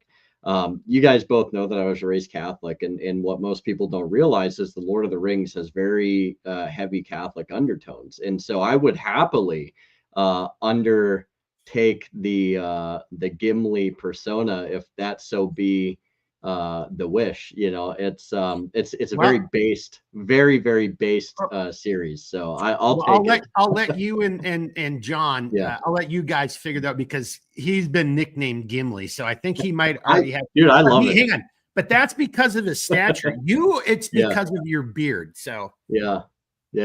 So all right, let's get back on point. There's a kind of a direction. I think we're already going in this direction, but I really want to feed into it. And the first portion of this, because it's going to be kind of a two-part. I want to ask you guys real quick before I continue on. Who's capable of being a diplomat? Every human being. Right. Exactly. I mean, every person from the moment we wake up, as Blackbeard so eloquently likes to state, from the very moment we get up, which is true. Like, that's where it begins, right? Like, to be fair, we don't really remember shit when we sleep other than the crazy dreams that we have, but it's neither here nor there. So from the moment we wake up, that's where it all begins. We're a diplomat every single day in our life. Every interaction is an opportunity to extend a form of diplomacy, right? In all of our transactions, our agreements, our disagreements, who we're friends with, et cetera, et cetera. And, I want to take this a step further. You know, I think the apparatus that exists, and I call it an apparatus because in the end of the day, I don't really know one group or one person over the other who really is influencing things. I think we can all kind of speculate who we think it might be, but we might all be wrong. So I'll say apparatus. In the end of the day, one of the greatest things they ever did was work effortlessly and tirelessly to discredit the idea and the power of the individual. The individual is one of the most fundamentally powerful things in the world, and when you look at people who talk about, you know, tolerance and stuff like that, you know, what is, you know, they always talk about the individual, but if you really examine their purview on the individual, it does more to discredit it. They can't stand the idea that individuals walk around and have their own mentality, have their own thoughts. And some of them, you know, we do ascribe to from what other people say, and that's fine. You know, we can agree with each other. That's part of being an individual. But what I want to take and go a step further is, as individuals, we have a very powerful ability to extend diplomacy and to talk to people. And, you know, when you look at this idea of, you know, and I get that, you know, to some degree we've kind of picked on the West, but I think the West is in a serious crisis, right? Like, it's easy to talk about the East, but we don't live in the East, we live in the West. So it's very prudent to talk about where we exist. Diplomacy should be extended every single day in our lives, and it should be one of the most exercised things that we can do as individuals. It's very, very prudent that we do this as individuals. We can build powerful alliances in our neighborhoods, in our communities, in our states where it matters the most, I would say.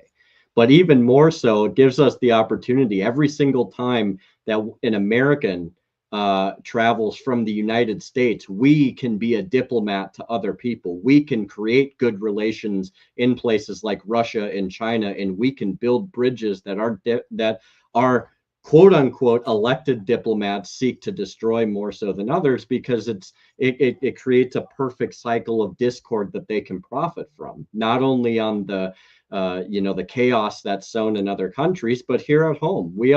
It's very well known that the instruments of war and the instruments of deception are often turned on the very people of whom those officials oversee. And as such, we have to remember that if we can carry that diplomatic spirit, not only in where we reside, but also to other people, we can have a very, very profound impact. We have the ability to alter the outcome. As Chappie and as Blackbeard have so eloquently laid out already, the reality of it is they fear the individual who thinks for themselves, who have the ability and the characteristics and the skills of being a diplomat. They don't want individual diplomats. They want you to fall in line, as everybody here has said numerous times during this podcast. But we have the ability to refuse to fall in line, to determine our own directions, have the idea of self-determination manifest in each of our lives, but also in the betterment of not only our communities and our countries, but also across the world. We don't have to just sit here and accept what is because somebody on TV or the teleprompter from an elected official tells us what we're supposed to believe. They don't, when their diplomacy and their ability to properly lead people fails, that's where we need to succeed. We don't, I think it's so we're just right there. I think before we go too far afield, because I want to bring this over to Chappie. Yeah. On that note, because so Chappie is like, okay, well, Mark, what's the call to action? You know what? You know, we can't just sit and bitch about this. But okay, so Blackbeard, the 2 points, the ending with, okay, we are all diplomats, right? That's part of the call to action. But going back to the very beginning of your statement of like, you know, there's an evil, there's these elements or power, whatever you want to call them, at play that are trying to influence them. We've, like you said, we've all kind of talked about this. One of the notes I wrote down is like, it's become so obvious, and I can't remember if it was Blackbeard who said it, and maybe none of you said it, but I thought somebody mentioned the word heavy-handed, or maybe it's in my mind, because I think it's so obvious what's going on. I think it's going to be more heavy-handed going forward. And, and it's got, and no, Redbeard, I think you said this, this timeline has to be accelerated. Like the window is now short, right? Because this is becoming more obvious to people. More and more people are waking up and saying, how much does it cost for eggs? And I can't, again, a generation for the first time in like incredibly, a long period of history, the younger generation is worse off than the older generation. Like, so something's not right, and people are waking up to see it. So this evil now has to accelerate its plan. And when you accelerate, maybe I wrote that down because Blackbeard, his knowledge of language and how it works. But when it becomes accelerated, that's when mistakes are made. Right. So we're in a really tumultuous, very dangerous period of time. But I want to kind of come back over to Chappie, because what you were just saying, Redbeard, and you and I didn't talk about this, but Chappie's comments about a call to action. Well, what can we do? How can we try to make some difference? And at the end of the day, honestly, in the 30-day window, well, 30 whatever days it is until inauguration, there's probably not a lot we can do. Yeah. You either got to look at and take inventory of what you have, maybe, knock off some cobwebs and some training, stockpile a few more things, start establishing, if you haven't established, combo plans, and start and talk to neighbors. But in the right here and right now, that's not a lot for us as a collective whole to make some change. But from now until May, that's where we've got to get off our asses and start better being, again, because what you were saying, I think ties into Chappie very nicely. So I kind of want to come back to Chappie. Chappie, I know you were gone for a bunch of that, nature calls, but. Thanks for calling me out. I was trying to be discreet. I'm in my baby bladder, but no, I've been drinking since. Oh, no, we were all just. No, we were all just like, I know. It's going to happen to everyone. See there, Redbeard's doing it right now. Yes. I just did it. I just tried to do it a little discreetly, but nope. So I was listening the entire time, and Redbeard had some amazing points, and I loved what he was talking about. As individualism goes and how powerful that is. I had so many thoughts, and like literally just fell apart because there's just too many good points being made. But I think we can absolutely find. How about this? Let's do this. Here's a call to action. I think that's where I was going with this. Yep. In great, the book Fight Club by Chuck Palahniuk. How he gives all of his quote unquote disciples homework. Going back to what Redbeard was saying, where we can affect the most change is absolutely within our community, whatever that looks like to you, whether it's in your neighborhood or online or whatever, your weekly pickleball. I don't give a shit, whatever that looks like. But my challenge to the call to action, and as a challenge, is to just not pick a fight, but to have a conversation with someone from your neighborhood and just try and understand what, be diplomatic, as Redbeard was saying. I don't know where you live in the world. I have lots of neighbors where I live, big town, and I'm going to take this upon myself as well, as just to have a conversation with not a stranger, but a neighbor, and in that is that ripple effect, I think, may end up happening, maybe not. Again, I'm a pessimistic optimist, but I also believe that we do have energetically, we can motivate others to move, or at least to hear a perspective. We do it with diplomacy. We do it diplomatically, and we don't get in people's faces and try and make them understand their, your perspective, my perspective. It's more about listening. It's more about being empathetic and just saying, hi, I'm your neighbor. I'm Chappie. You need any sugar? You know what I mean? Like, I know it sounds so stupid and small, but that's where the change begins. Because if we do this, we continue to go down the rabbit holes that we already have gone in social media, online. It's blogs. I mean, you're just shouting to, your base, the echo chamber. The people that want to listen to you will certainly chime in, but those aren't the people that you need to convince that the world is worth saving. we need to find commonality, common ground. We need to find the diplomacy within our hearts and minds, our own, until we decide to try and change others. That's all I'll say. Well, and it's not gunboat diplomacy. I just want to throw that out there. I mean, we're talking actual human diplomacy, empathy. Yes. We're all Yep. on this, and maybe we will, honestly, in my little weird, science fiction love in mind, maybe we will find that point somewhere in our future as a species, and we'll just be humans. I can't wait until that day happens. But, but as and I'm going to turn this over to Blackbeard on this point, but that day is probably going to come about after a period of bloodshed and hardship, right? Because I just, and that's why I'm really concerned about the next 30 days from now until inauguration, because I don't think there's a lot of people who can just give up power, or I think we're just too narcissistic. I mean, and maybe that's what, if we survive and don't kill ourselves, maybe that'll make us a great spacefaring, like we populate the whole fucking galaxy type of species. I mean, maybe that'll be a strength, but in the right here, right now, it's poised to kill us. Blackbeard, I don't know if I took us a little bit too far off track with that last comment, but I know you've been just very patient and calm, and I can just see behind your eyes that you got a lot to say here and add. Well, I always have a lot to say. The question is how valuable is what I have to say? Or is it a subtraction? No, it's always an addition, Well, it's an addition to something. The pile of shit just keep getting higher. In some respects, it does indeed. Hey, if you're watching this podcast, you know what we're talking about. But I mean, because at the end of the day, we just made a stupid joke, about, giving each other a hard time, talking shit, put on your waders, the shit's getting deep.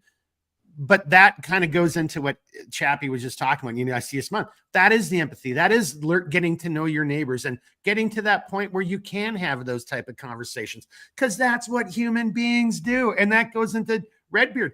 I'm here to tell you, obviously, I was alive during this period. I wasn't on any of these details, whatever. But can you imagine the shit that Gorbachev and Reagan probably said to each other behind closed doors? Like, they probably said stuff like this, getting drunk on vodka.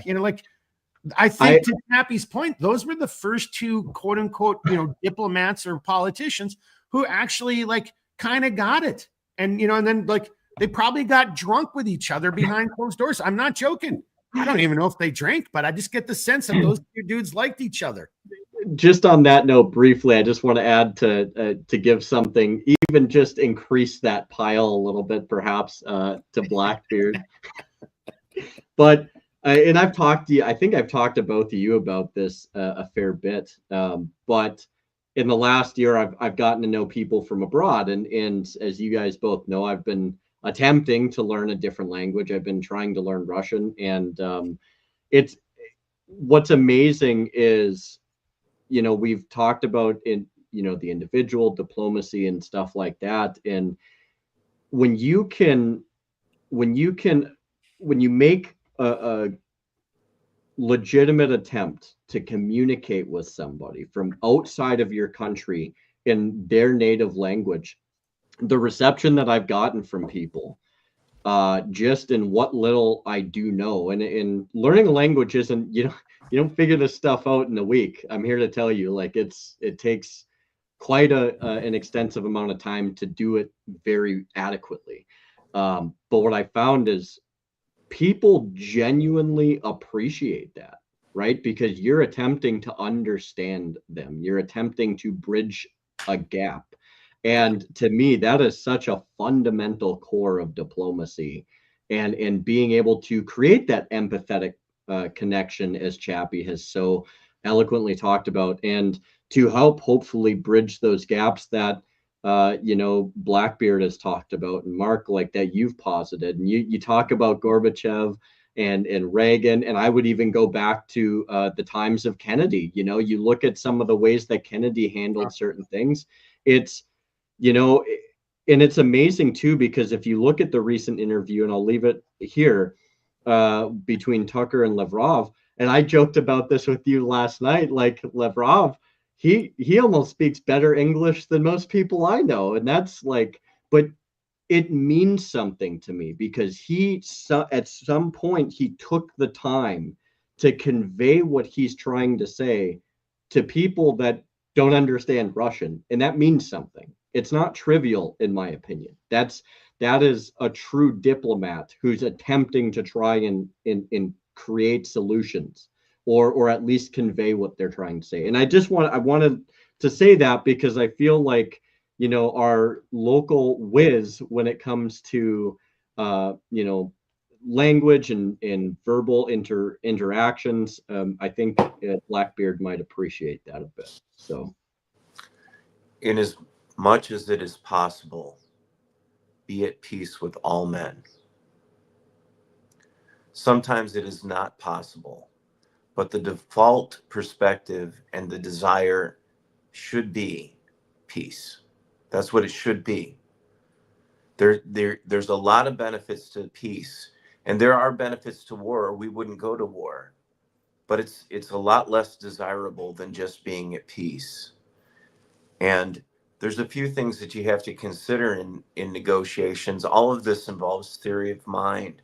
Is putting yourself in the perspective of the other person or persons. And, you know, a lot of times when we come to the table to try and have a diplomatic discourse, we come with fundamental underlying assumptions instead of coming with questions. And an example would be, I know what you want. You want what everybody wants, or you want what I want. When the truth is that with very few exceptions, none of us are mind readers. And so it's better to ask questions and try to understand. That's what actual empathy is to gain an understanding of somebody else. There's sympathy, which is, I feel bad for you. I feel bad for them. And then there's empathy, which is, I understand the place from which you are coming. And so if I come into that with that perspective, the possibility of finding peace is greater. And the reason for that is because it may be that the goals, maybe even peace itself, something that you desire, isn't something that they desire. And so now the objective is, can they understand? Can they have the empathy? Are they intellectually capable? Are they desiring of understanding? And now that they have understanding, if I've accomplished that, can I install desire in them?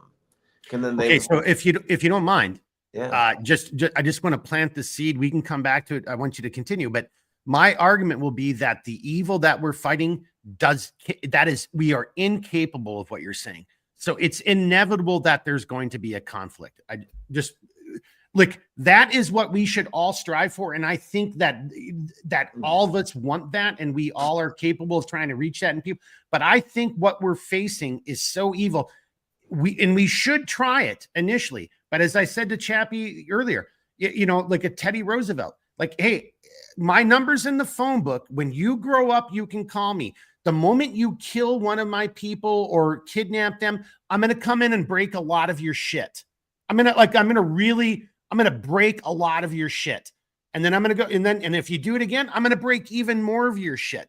And then you'll eventually get the message that I'm going to fucking break all of your shit if you keep fucking with me. But if you come to the table as an adult, well, then I can sit and forget all that, and we can have a conversation. So as you continue, Blackbeard, my argument is, or my opinion is, the evil we're facing, what we're saying, that's incapable. That is we should attempt it for our morals and our virtues, but we shouldn't fool ourselves to think that it's going to be accepted. And like, we're in for a struggle. We're in for a fight. Sorry. No, look, I mean, that was kind of my launching point in the evening, was the idea that the evil that we're fighting is alien to what we are. So yes, what I was referring to just then in context were the things that Chappie and Redbeard were talking about.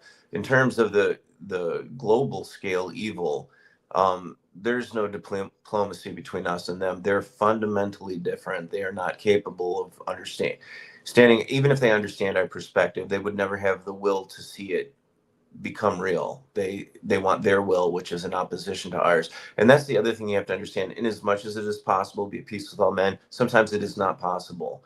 And that will always be true. That will be fundamentally true for as long as human beings exist. It will never change. We will never have a perfect world. We will never have the world that you desire. You know, I'm sorry. I really am sorry, because it would be nice if we were always at peace, if we had, but that's not this side of eternity. That's something else. What Well, was but I don't think that's something you have to be sorry for, because like I do think that through hardships, and conflict is a form of hardship, but hardships, you know, fire forges steel, right? Like, you know, well, if everything was perfect, then it would be wrong, right? It'd be like you know, it'd be like that Rick and Morty, where the dinosaurs come back and they're so advanced they take over Earth again. You're like, and everybody's just fucking bored and like doesn't know what to do with themselves. We can't have that. We need some type of strife, because I think that's why we were put here, and I think that's what makes us better. Like, would you be as smart, any one of you three, would you be who you are today, as humane as you are, as loving as you are, as intelligent as you are, as confident as you are? Would you be that person if you guys didn't have some form of individual conflict or difficulty or strife in your life? Anybody can answer that. Yeah. Well, No. that's not an option. To live is to suffer. No. It's not only to suffer, but it is that. And so, yeah, we're shaped by our experiences, for good or for ill, good experiences and bad experiences. Yeah. Yeah. Right. Go ahead. I was just going to say, I would just argue that the people that Blackbeard are referring to, the aliens, that's that I don't even want to you know, it's not a percentage that I could quantify, but it's few. Yeah. And they have, and these are the few that have that power. And I think that once the power is removed, we can make that shift in creating that. I would never say utopia, because that's not a thing. And like you said, that's somewhere else, that's afterward, potentially, hopefully. However, when we again, going back to the, you know, I'm being a dead horse here but it's like we need to be able to raise those voices effectively. And once we do, I think like money and the illusion of power will disappear in some ways, because it'll be about what you provide to society. You know, what's your utility? Are you actually a builder? Are you a man of faith? Are you someone that can actually organize parties and have a specialized skill? I think those are going to be more, you know, the currency of the time. Again, you know, it sounds great when I say it like that, but it's probably going to come through a lot of hardship, a lot of blood, and I'm just going to go out and say it. I'm amongst men. It scares me. I'm afraid of that. I'm afraid for myself, of course, but I'm also afraid for my family and those that are around me. And that's not going to cause me to not take action when it's necessary, I think. But I am not out there seeking it.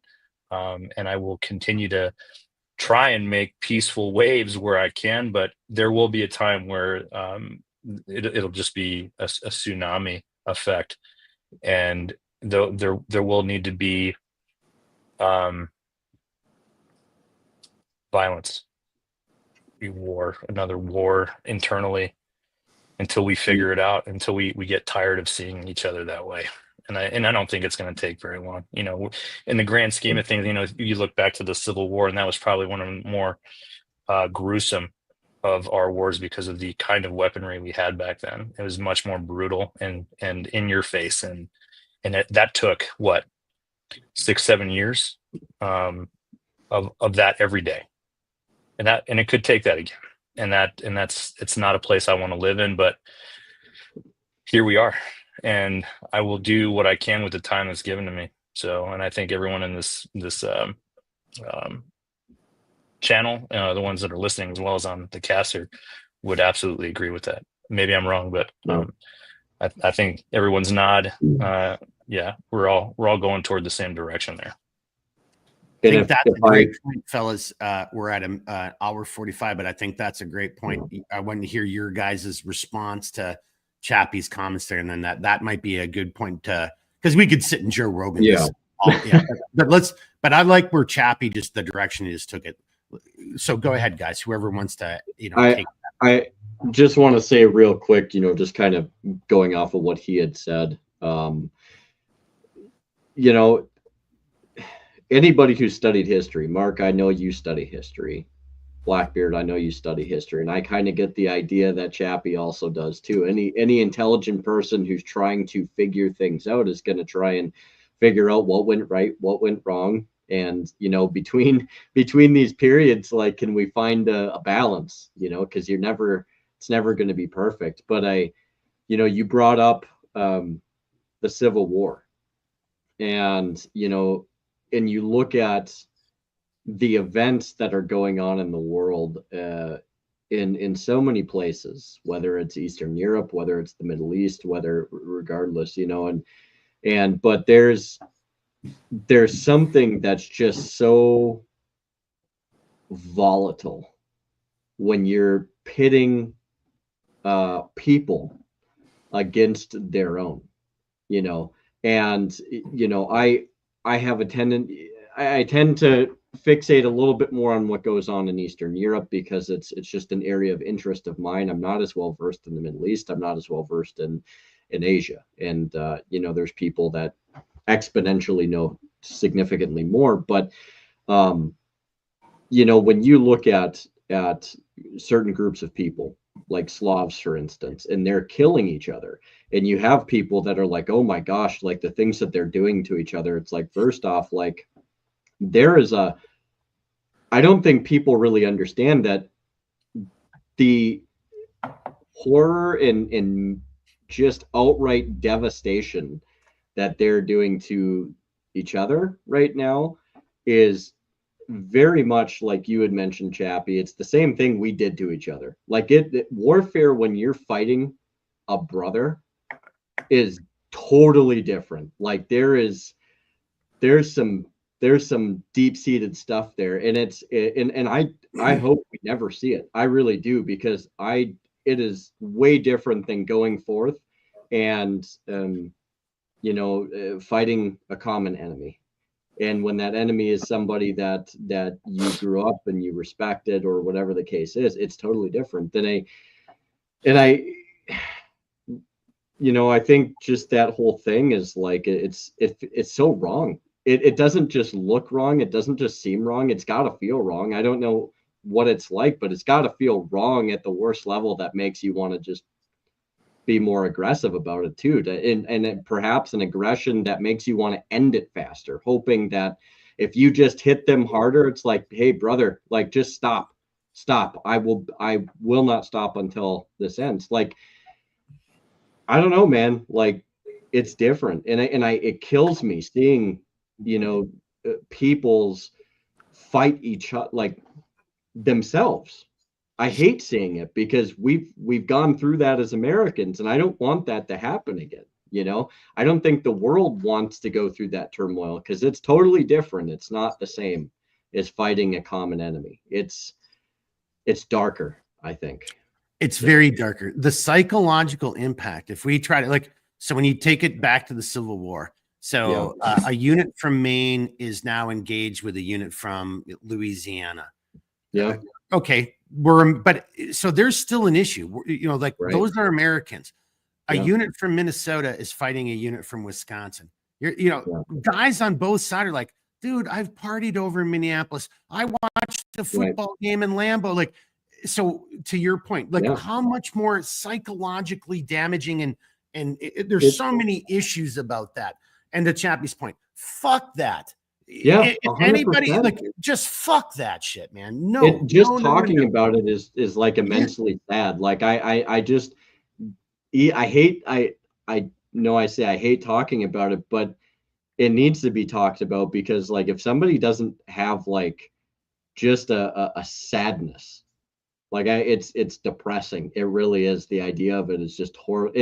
War's depressing in general, but the idea of like the Minnesota Wisconsin thing that you posited in theory is like, it is like, and you got to imagine, like, there's people that really will push for that, and they're just like, no, you're gonna wake up today and you're gonna do this and you're gonna like it. And at some point, dude, like, Well, hey, before you go any further, though, but back to what everybody said, but the people who are pushing for that, they're not the ones who are going to be out there fighting. So that's where, back to something Chappie said a long time ago when we were talking about empathy. Dude, those aren't the people. And to what, matter of fact, turn it over to Glowbeard for his final comments. It's because they are a different people. They aren't us. And they view us as less than, seriously, as chattel. We are chattel. We're nothing. Again, look, and I won't say his full name. So just in case somebody does throw a lawyer at me, because I'm about to screw this up a little bit, but a very influential, billionaire, associated with certain industries. His initials are Bravo and G is in golf.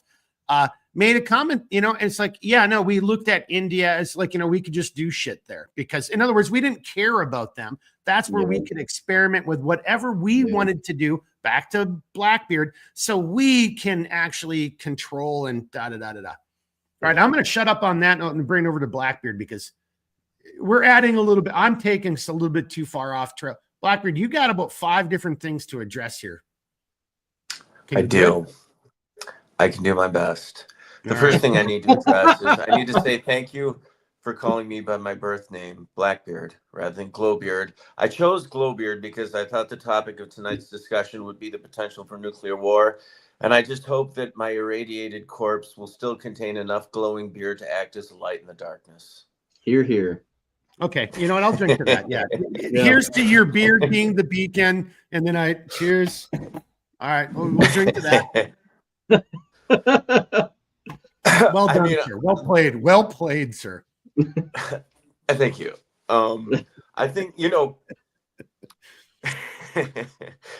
the Civil War really is a whole other topic. I mean, that really would warrant its own kind of episode, really. I was kind of thinking of the nuclear thing. Look, any sane person doesn't like hurting other people. Like, that's just reality of it. Like, any sane person doesn't find pleasure in that.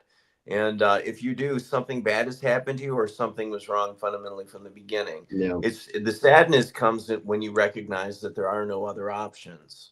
That's the sad thing, because you're like, it didn't need to be this way. It's needless suffering. But it's true in one sense and it's not true in another. There are times when people are what they need and what they desire are so mutually exclusive that they cannot coexist. That's why I think those bumper stickers are so infantile that say coexist. Not because it isn't a good desire, but because it isn't a rational. It's not an adult. No, it's not rational. Yeah, it's totally fantasy. Yeah, it's stupid. It's fantasy, and fantasy has its place. Escapism has its place. These are good steam valves as long as you don't live in them. It's you have to know, when is this appropriate? Do I need this right now? Okay, then I need it. Let's just that's why every now I know the television is all propaganda, but I'll watch a show every once in a while. So it's kind of that, but that to say you cannot live in fantasy. The world at some point has to be run by adults, even if that world is just your own world. At some point we have to grow up, and part of that is learning how to suffer with dignity and understanding that this isn't the world that I want and I wish things weren't this way. Loving people too don't understand love. And I'm not claiming that I understand it, again, in any exhaustive sense, but sometimes loving someone is kicking them out of the house. Sometimes loving someone is saying, I don't care, I'm not going to give you money for drugs anymore. And it's like, oh, that hurts them. Yep. And they need to hurt. Some people need to hurt. You need to hurt and I need to hurt sometimes. So that's just part of that adulthood, process is like, we become infantilized to the point that we have criminalized certain like acts of wisdom, where because they're sad or they're uncomfortable and we don't like them, but it doesn't change the truth of them, and whenever we operate from a place of fantasy or deception, the decisions we make will reflect that. And if not instantaneously, inevitably and inexorably, it will happen and we'll be the worse off for it. Yeah. So it's one of those things where it's like, you know, does brother have to fight brother? No, but they may have to. Yep. Okay. And so I don't want to go wholly into the Civil War thing, but you know, it's the same thing in a sense. It's like, where does the family end and where does it begin? You know, and it's easy to define it in terms of an individual household. But then these bonds, albeit slightly different, they extend out to, you know, the city, and then to the county, and then to the state in our cases, and then to the nation. And fundamentally, at the base of a lot of this is a civilization that is attempting to live at a scale for which it was never designed. Yep. Well, hey, So just don't go too deep, because that's a whole nother conversation right there too. Yeah, like, because but I think it's pertinent to this, because it's like, why is there? But so just much don't conflict? take us too deep down that specific rabbit hole, because but you are right. Why is there so much conflict intranationally, not internationally, intranationally? And the answer is because of scale. Not entirely, but largely. You know, where Chappie lives in the desert, I'm guessing that's out west somewhere. We're not in the west, you know, and so while he's a human like us, and we probably share a lot of things in common, we also have very fundamental differences in terms of our life experience, if for no other reason than the geography. Now, that look at the scale, just the geographic scale, and therefore the bureaucracy, which is, it's grown well beyond what is necessary. But even that which is necessary, where you know, part of what keeps us in check as well is having skin in the game and being invested in one another's lives. We're creating a certain element of that by establishing the community that Chappie was talking about through technology, talking right now. But this is 4 of us, okay? And this is one, maybe we talk again, but this is one time. You know, imagine people that are never in contact, who live entirely different backgrounds, entirely different experiences, entirely different languages, but all within one nation. It's like, well, what does it even mean anymore? It's too big. We're living too big. And I think a lot of it has to do with actually technology. That is the topic for a different time, but it is pertinent in this and relatable in the sense that, you know, nuclear technology is that, and language is a technology, and diplomacy is a form of like social technology that we developed, you know, because, you know, if you think about it, even just on the base level, humanity is we're very weak physically. Yep. Again, our chief advantage is that there is nothing else in this world that thinks like we can in this world. Okay. So all of these animals. Well, hang on. But in all fairness, that we yet know of. Correct. Yeah. Correct. That we yet understand. That's right. And, you know, but again, that is the topic for another discussion, but which we will have on the 20th. But, but so my point is, though, is that, you know, a lion will rip us apart. A gorilla can shred us, throw us across the room, and that. So how do we combat these threats? Well, the answer is that through this and through this, we were able to become the dominant predatory species on the planet. And so it's built into us to be both predators, but also to be in communion with one with another.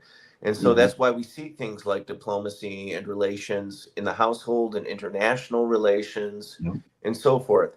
And it's gaining an understanding of ourselves and being truthful and adult in that is what will allow us to get to a better position. But ultimately, as with all things, I think that fundamentally this comes down to a spiritual issue. And it has to do with things like the understanding of the nature of what good and evil is, which is why that kind of concept is foundational to all establishing myths throughout different cultures.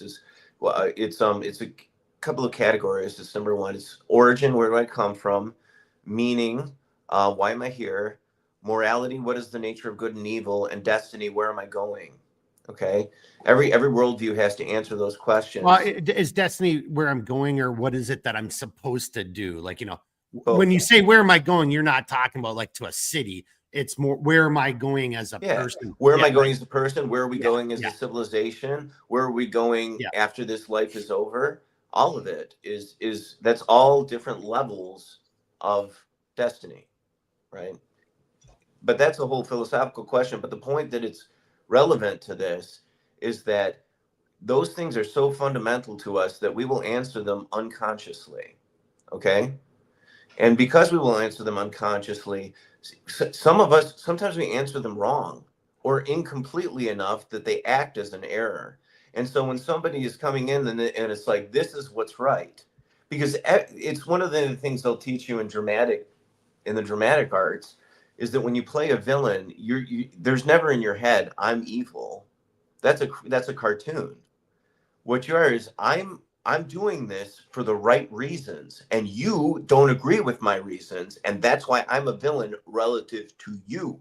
But I am the hero and the protagonist of my story, and that is true of international relations as well. Yes. That's why empathy is important. But there will just come a point where it's like the problem isn't heroes and villains battling; it's heroes battling amongst themselves in their own mind of their own making, and it's because whenever we allow the locus of our understanding to be trapped only within the confines of our own intellect and our own culture, we'll always fall short, because our brains are a tool, but they're only ever capable of approximations to greater and lesser extents based on the knowledge we have and the innate capabilities that we have, just on a fundamental level, on a purely practical level. Okay, so, but just quickly right there. So, I mean, because you could break it into different levels or realms of understanding. There's like, that first level you said, I understand how to, like pick my nose or throw a rock. The next level is, I understand how to create something, a structure, a fire, a shelter. And then the next level is, now I'm making, this type of technology. Like, again, I just want to like throw that out there, because that's how I'm interpreting what you're saying. Just want to make sure that's kind of what you're alluding to, correct? Yeah. In order to have a cohesive culture that it's at peace, we have to share the fundamental presuppositions that answer those 4 basic questions, or we will not have it, period. Okay. If I think that this is fundamentally evil and you think that that's fundamentally good, and it's like, no, it's not. And you're like, yeah, it is. And it's like, well, if you think that, we can't live together. That happens on the familial level. That's called a divorce, right? It happens. It happens in terms of communities. It happens in terms of nation states. And there's a lot of, but that's another level of just how we as humans interact with each other, because when we get to that point, then conflict becomes inevitable. And then you could make all kinds of different arguments about different, facets of nature come into play, and the strongest wins. That's not always the truth, and good doesn't always overcome evil. So on that note, I just want to give you a closing comment, because we're going to go a little bit long, but like, you've said some really interesting things, and I hope Redbeard and Chappie have a couple more minutes of life in them. Yep. Redbeard looks like he's already like, his beard is his blanket. He looks like he's already ready to go to bed. But I'm just enjoying the ride. Longer. I think everyone here can agree that a civilization that prizes the value of facial hair is one we want to be in. Yes, that is true. That is actually true. Well, the one everybody who laughs guy in the comments is like, well, hang on. So when the apocalypse happens in potentially 30 some days, and you no longer have razors or electric razors, and then you have to start growing a beard simply by default, and you've never really done it before, in that world, if we survive, you are looking at, the leaders of the 4 continents right here, because we already have beards. Like full integration. We are fully integrated before fall. So that's right. We will automatically by default become the leader. So Mark, if we are in a nuclear winter and the temperature on this planet drops, do you really want to face this freezing? That's a valid question. No, period. We could talk about these highfalutin ideas all night, but at the end of the day, Brat's taxes, when the rubber meets the road, Hey, before I try to bring this back over to serious, to Chappie and Redbeard, I will say this. I do have a picture, probably 6 years ago on my Instagram. I might have to repost it. It was wintertime. I just come in off of deer hunting. And to your point, so that was the first time I tried growing a beard after leaving the agency. And as you just said, though, Blackbeard, and it's a picture in it, but my whole beard is frozen. What would my face have been like? You know, you're like, no, that beard saved my life out there, you know, bow hunting that day. So you're absolutely right, man. You got to have a beard, boys and girls. Well, girls, boys, you got to have a beard. And then you can go kill animals, make furs, and then, you know, your girls don't have to have beards. You buy your wife, if there's a nuclear winter, you buy your what? Number one, you buy her a gas mask, okay? And number two, you buy her one of those buffs that you go around the neck that they can, because they're not going to have the beard unless, you know. Seriously. Other things going on. And there's some guys that actually who make those right now. So you could get them out of like, you know, beaver or fox. You could get that right now and just be a little bit better prepared. Chappie, have we got going off the rails? Crochet right now. You're not going to be growing it if you can make, you know, the. What I'm happened? just trying to think of our. It was so serious and philosophical, and it sounded super intelligent. And now, where are we now? What are we doing? We're talking about our fucking beards. It's my fault. It's Mark's fault. There, he's talking about his beard. I may have let it happen. I may have let it happen. But all right, Chappie. But good point. Bring us back to reality. Let's kind of wrap it up. You know, let's go clockwise. You, Redbeard, Blackbeard. And, you know, but the point Blackbeard was making before we went off the rails, I thought actually was a good one. Like, and if you guys remember that, let's go out on that. I mean, Redbeard, are you okay with that? Yeah. Let's do it, man. Chappie, then let's go with Chappie, and then we'll go over to Redbeard. I will agree that we absolutely are headed in the wrong direction. We are dangerously close to, you know, that Mad Max type world being a reality. Maybe not right away, but I mean that's the de-evolution of our species is heading. Yeah. There's so many great points that Glowbeard, Blackbeard had talked about, and a lot of it, you know, woke me up, and it was like that red pill, blue pill moment. Because I don't think in those terms normally. I'm very distracted with my life, but I also, for the first time in my life, in a lot of ways, including my service in the military, I wouldn't overly glamorize what I did or like that it made me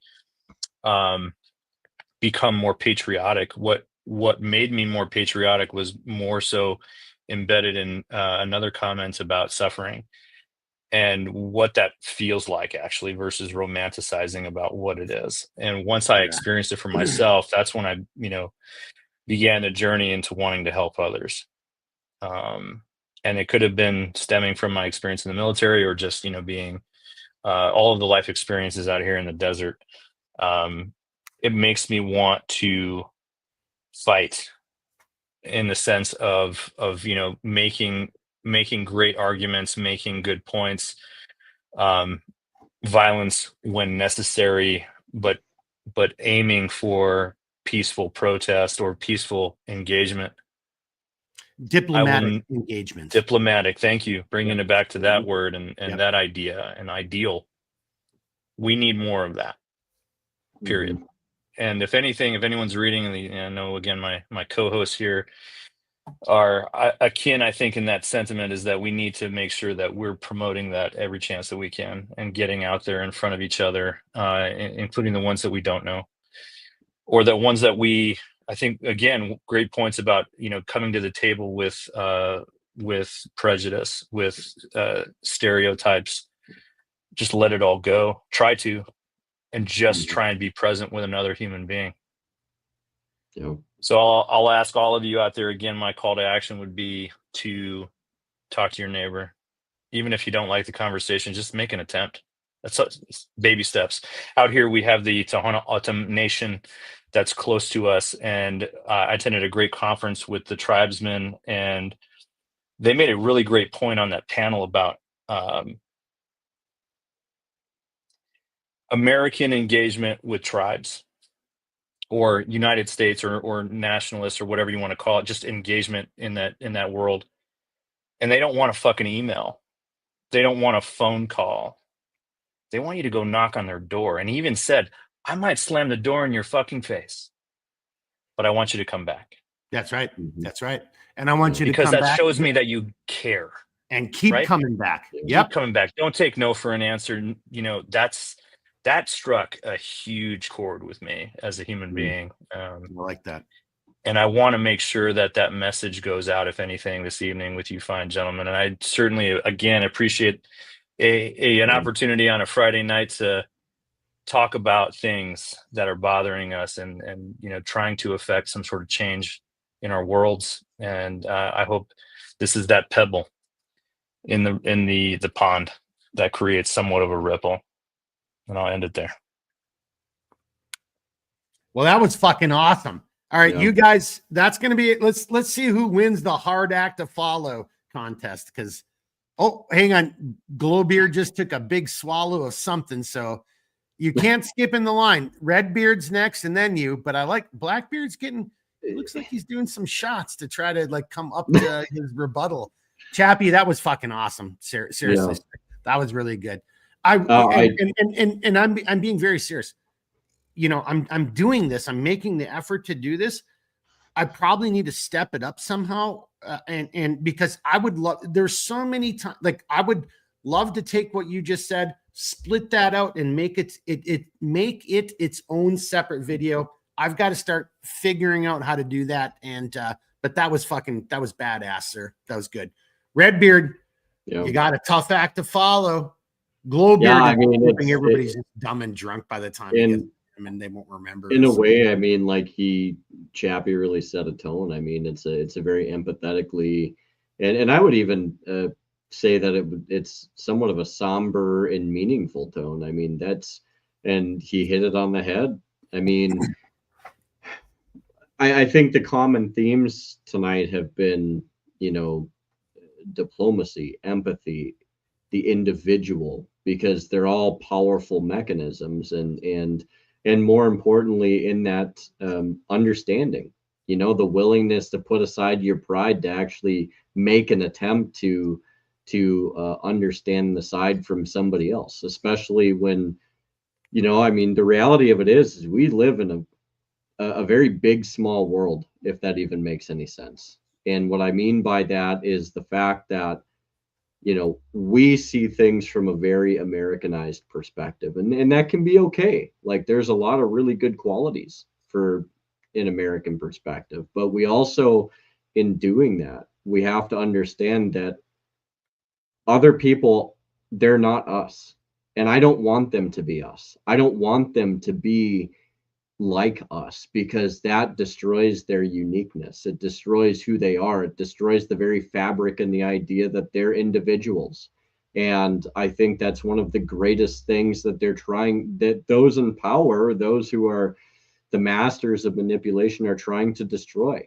You know, I appreciate people for their differences, and those differences, yes, they do create conflict. I have no scruples about that. It is the fact of the matter in the end of the day. But when you look at collaboration, not just between neighbors, but it's very important, as Chappie is certainly posited, but at various scales, the scales of which, you know, Blackbeard has eloquently presented us with. You know, you go through those scales and you look at the levels of cooperation, you look at the way that people can work with each other diplomatically, and we can find a level of empathy and a level of understanding. I mean, you can achieve amazing things. And, you know, like I mentioned before, I've had the opportunity to be able to speak to people, not both virtually and in person, from many different parts of the world in just 1.5 to 2 years time. I feel very blessed as you know, somebody who stems from a Christian background. I do think it's a blessing because it's given me the opportunity to realize, like, hey, like this person, they might be from this country, but they understand me at a human level. We've gone through the same things without even being close to each other. We understand the same struggles. We know what it's like to deal with hardship, to deal with struggles, to deal with a lot of these different things. And that's what makes us unique as human beings, not just as Americans, not just as wherever we're from. And I think that understanding, it terrifies. It absolutely terrifies the people that want that control. They don't want you to like each other. They don't want you to get along. And I guess my big thing here is there's hope. There's always going to be hope, but that hope is very much driven by us. We are, we're the ones who can manifest that hope. We have the opportunity to build the bridges. We have the opportunity to be the difference we seek. And if we're willing to seize that fucking yes, absolutely. Yeah. If we're willing to. And you've got to have that fervor. You've got to have that fire inside you. You've got to feel it in your belly, right? And I'm here to tell you, and Mark, you've probably known this for a long time, and Blackbeard, you've probably known this, and Chappie, this is probably your first time hearing a statement like this, but I'll not be persuaded by somebody on somebody else in a higher position than me, much less somebody on a TV, telling me that I have to hate this person or I have to hate these people simply because that's what they decree. That's what they tell me, because that in and of itself is looking for me to be complicit in the usurpation of my individuality and my ability to think for myself. And the moment you lend yourself to something like that, it destroys not only you, but so many other people, because I believe in a resonance. And when people realize that your resonance changed, then it ripples through them and it ripples through them. And that's what they want. They want that separation. And I refuse. Hey, I'm sorry. I just got to stop you right there, because I don't want you to go past what you just said. Like, you're not going to force me to hate somebody because you told me I needed to hate them. Like, such fucking a powerful message right there, Blackbeard. Like, dude, again, that's why I love you, man. It's like, no, you're not going to, what, because you said it on fucking TV? Like, dude, I'll figure that out for myself. Why can't we do that? And that's kind of part of my message tonight. It's like, boys and girls, they know they're losing that ability. They're losing that control. Evil knows this. And therefore, I personally think, like, the first one of my hope I'm wrongs, between now and inauguration, I mean, like, shit's about to get real. And because what is evil going to do? Because people like Jeremy are saying, no, I don't. What do you fucking, because you told me that this person's got this much melanin, or they practice this religion, or they're from a different country, I fucking hate them. Jeremy's like, I don't even fucking know. I don't even know them, dude. Yeah. And if I ever did know them in the limited time that I've talked to them, I don't know, they seem pretty nice. They might have been calling me an asshole in their language, but it sounded good, I like, but, and I'll end it on this. Even if they did call me an asshole in their language, right? To Chappie's point, why would I not want to go back and maybe change their perception? Why would I not want to break some bread? Why would I not want to be diplomatic? Why would I not want to at least empathize to a point of understanding of, okay, like, but why do you think this way about me? I am not the people that you think that you hate. Like, and that's on a final note, again, as individuals, every single day, we represent ourselves. We represent our families. We are diplomats to ourselves and our families, to our communities.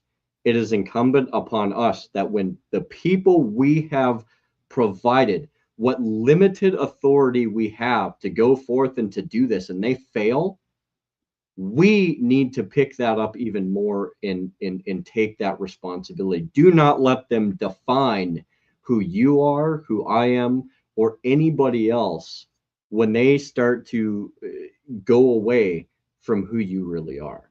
We have a unique opportunity to be able to fix that as human beings with the wherewithal and the mental ability that we're given. And that's the way that you turn the tide. And I'll leave it at that. Blackbeard. So you do realize Jeremy, in a Lord of the Rings type of moment, just took all this goodness from Chappie and him, and they've just formed 2 of the 3 necessary powers for the one ring that rules them all. Like, those 2 dudes just made a pretty cogent argument, and with some magic, hey, if we could do what they just said, well, maybe the world actually does have a chance. So take us down a notch or give us a ray of hope, because I'm still betting on we've got now until inauguration. So I'm just making my closing argument before we let our closing guest talk here tonight. I'm not joking, boys and girls. The dots on the wall are painting pictures for me. It doesn't take away my who I am as a human being, my beliefs, my emotions. It doesn't take anything away. I seriously think something incredibly horrible is going to take place between now and inauguration. And I think it's designed to, again, move this world and who we are as a species in a completely different direction. And if that doesn't happen by April, or, end of April of this year, if the Trump administration is able to take power, if we don't see serious changes taking place to destroy all these negative aspects of who we are, and big government and too much special interest in government, if we don't see something, then we are not going to win this fight in our little generational time frame. That's all I'm trying to say. That's what I believe in. Like, and then we're just gonna. It doesn't mean we all die. I'm not. Well, maybe we do. Maybe they do a nuclear war. I mean, that was kind of the title of tonight. That was part of the conversation. It's like, that is on the table. There are now people talking about nuclear war as though they're talking about what type of cheese do you want on your couture, table. Like, what the fuck? People who are not going to suffer, who are not going to be, or who are so narcissistic or mental that they don't even know what the hell they're talking about. But that's the danger I feel we're in right now. That was part of tonight's conversation. That was my closing comment. And we're going to let Blackbeard take us on out in whatever direction that the always intellectually. I'm trying to find a word that starts with an I that has to do with like swords. I can't do it, but he's a master of the fucking language and the use of words. Blackbeard. It's just sophistry. There's no content to anything I say.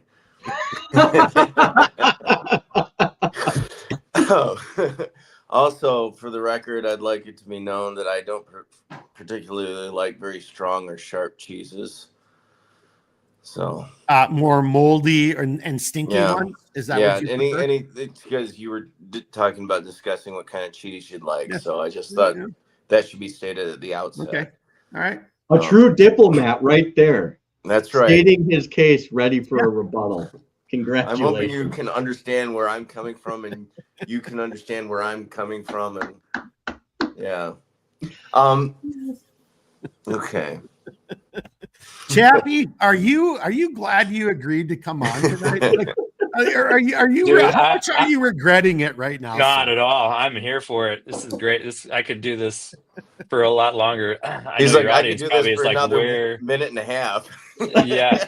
No, this is fantastic. I'm loving it. I'm more of a Gouda smoked Gouda or my guy. Absolutely. Yeah, that's me down here in the Southwest. But yeah, Gouda's so good. I'm sorry. I think we can find consensus. I'm sorry. I was still laughing. Talk over Mark. Yeah. Okay. Wait. The way to end it. But okay. Let me just say this. I was laughing, which made me cough. I was still laughing about your comment, Blackbeard. Like, Chappie's like, I could stay on here forever. And then I think I heard Blackbeard say, yeah, for another, minute and a half. And like, I don't know, but that just made me laugh and it made me cough. Is that what you said, or did I misunderstand you? He's like, Mark, how did you rope me into this? One of these days, Alice. One of these days. Look, if oh fuck, it hurts. Stop. If nothing else, God, ouch. We all know we like Gouda now, and that's good enough. It's good enough. Yeah. All right. Let's get out of here. That was a stretch, but all right, Blackbeard. Okay, take us on out. Give us your final thoughts. You want me to be serious now? Well, for just a couple, right. At least a minute and a half, and then we'll go from there. All right. I played a video game when I was a boy, and the whole premise of the video game was that you had come. It was like the Wizard of Oz. Gene, I don't know that I've ever had English cheddar, so I'm gonna have to put that on my list. Have you had Cotswold? No. Cotswold. I'll type it in as a comment and post it. That's another good cheese. English cheddar is a little milder, if I remember correctly, a little smoother. Probably like it then. Yeah. So I played this game when I was young, and it was like the Wizard of Oz in that you come from this world, like the normal world, and you get thrust into this medieval fantasy world. And you were kind of legendary because you'd been there before. And so, but you returning to this world, this special world, and the whole thing was falling apart. It was in chaos. The whole cities were in ruin. And it was because the people there worshiped this religion, and they had like stone edifices and such that represented each one of them in each city was tied to a specific virtue. And the people had lost the virtues. And as a consequence of that, their civilization was in decline. And so you were to go there and restore the virtues back to the people to help save the world, or their world at least. And that's really fundamentally, I think, the basis for all civilizational ascent and descent. It's the understanding of what virtue is. And then once you gain an understanding of it, to desire to come into alignment with it. And part of the problem that we're in is that we've, through various means, been deceived and deceived ourselves into the point that we can't recognize virtue anymore, let alone desire it. And there's a lot of reasons for that, and that's a whole other discussion. But for me, the reestablishment of an objective set of virtues, because people, this is what I mean. People disagree even on this level. I think that in the same way that I can test the laws of gravity and know experientially and self-evidently that they are in effect, right? You may not be able to describe for me what gravity is fundamentally. There are different theories on that. But we know that there's something to theorize about because we apprehend it directly from experience. It is evident in and of itself. It is self-evident. Yep. Okay. In the same way, the moral world and the world of virtue is evident. It is self-evident. Yep. It is not always evident to us, but it has an objective reality to it. And insofar as we're able to perceive it and then desire it, then we can operate within it in order to have civilizational ascent. Even if that's just me waking up today and being a better version of me, because all of that builds in the same way that you're like. So I'll give you an example. Our society has created a kind of hybridized moral framework that we live in because it has to be there. We have to operate in some way. But one of the things, for example, that we take as a vice and not a virtue is the idea that of hate itself. We say hate is bad. So it's like when we can all learn to love each other, then things will be right. And if we hate each other, then things will be bad. And that's kind of true because we should love people because people have inherent worth in and of themselves. It's not about Chappie is right in saying that the world is better when we provide it with utility, because there's a lot of people that are parasitical, that don't bring anything, they just take. And we suffer as a consequence of that because that is a vice. That's not a virtue. But we also have to recognize an inherent value within humanity itself just by virtue of what we are. And there's certain frameworks that give us that. But the truth of it is that, again, this is part of that, the world that I'd like versus the world that it is. And I, believed in this because it brought me a sense of comfort, but it wasn't real. And so I should abandon it. And hate is like that. The truth is that there are things that we should hate. Those things that we should hate, those are evil things. So we have to be able to recognize what evil is so that we can hate it. And we have to know what good is so that we can love it.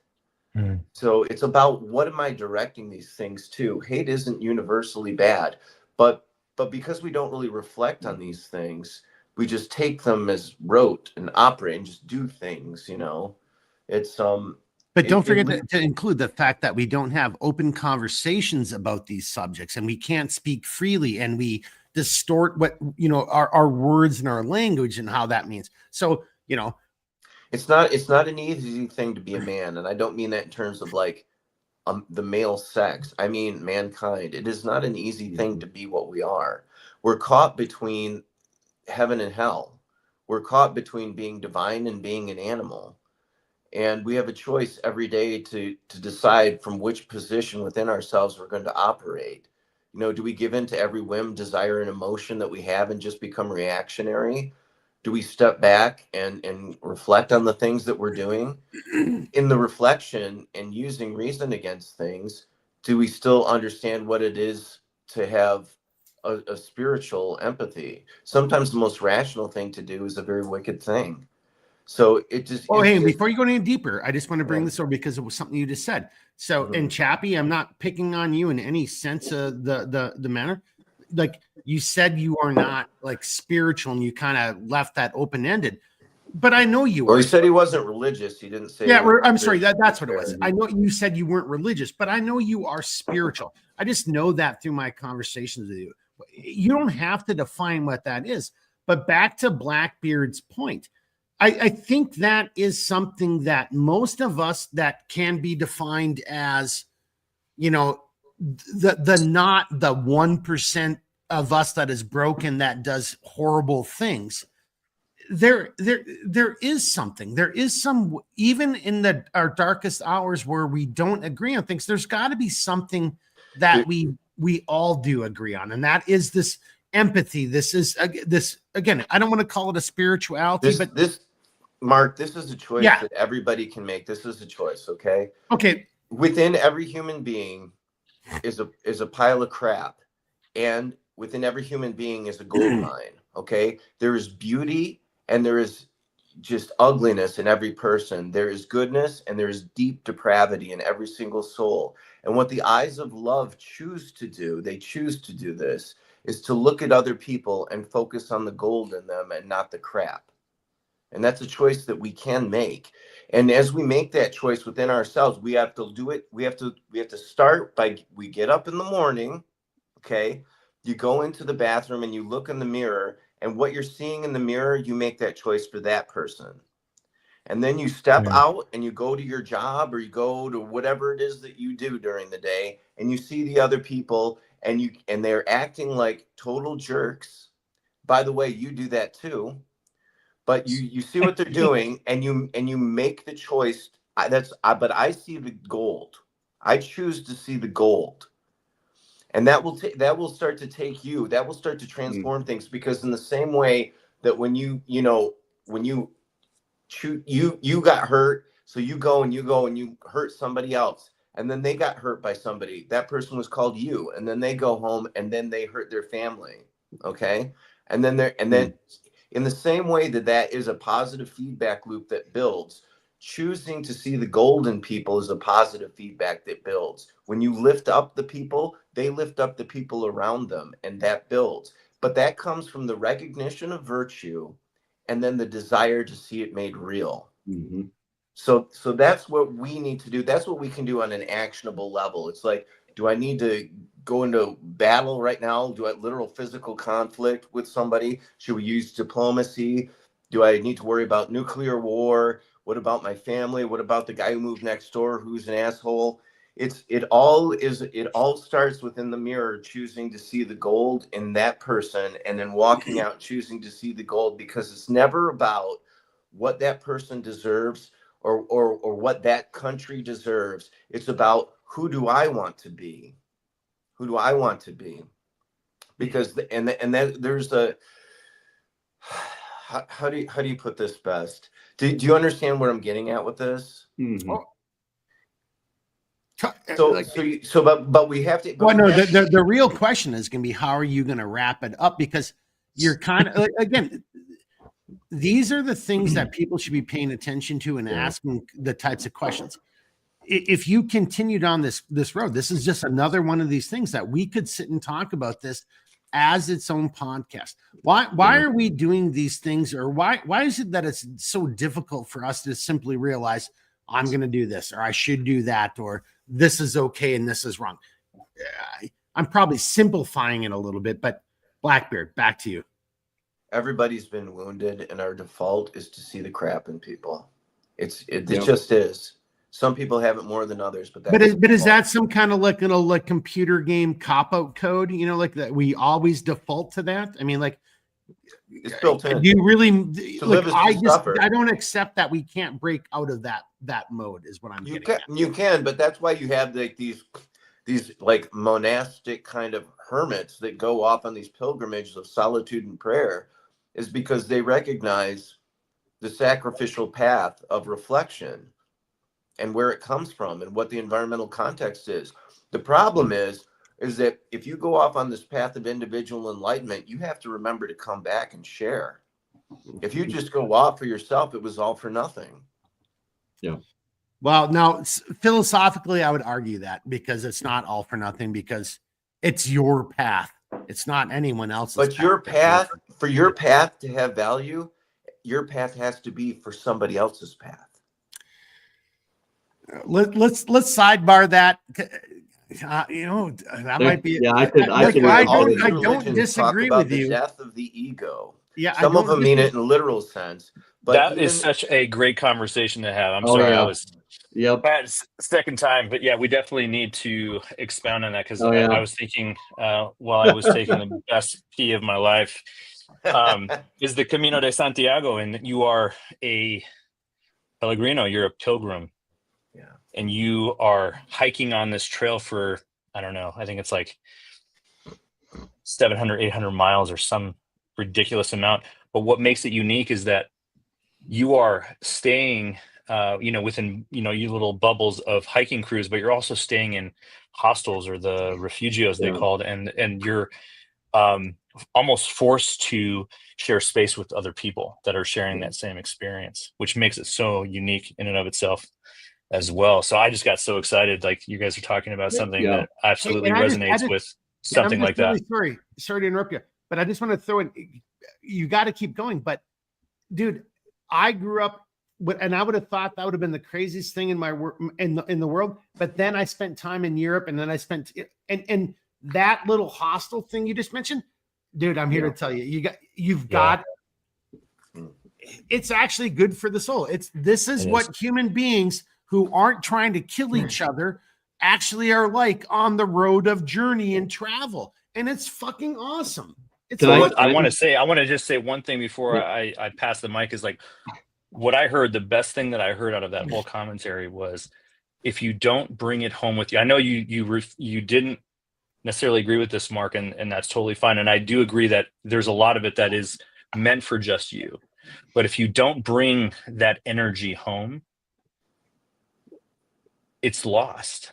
You can be as good as you want to be. You can radiate that gold to everyone else around you. But if you don't share it, if you don't try and give it away, what's the point? I mean, you're getting something. I mean, and it's great. It feels amazing. That's the selfless nature of doing things in that regard and in that space. But how do you gift that back to others? And I think that was one of the best things that I think I've heard the entire evening. So thank you for that.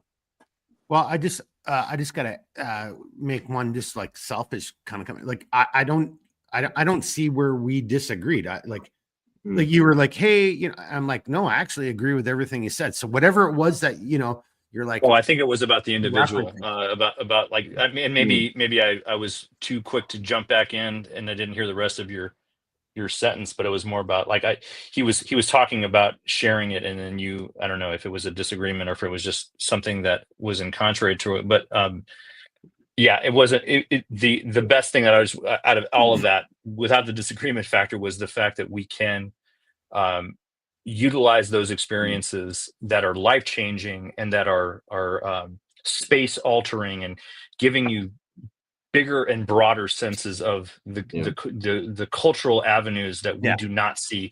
Midwest, Southwest, Far East, Far North. Yeah.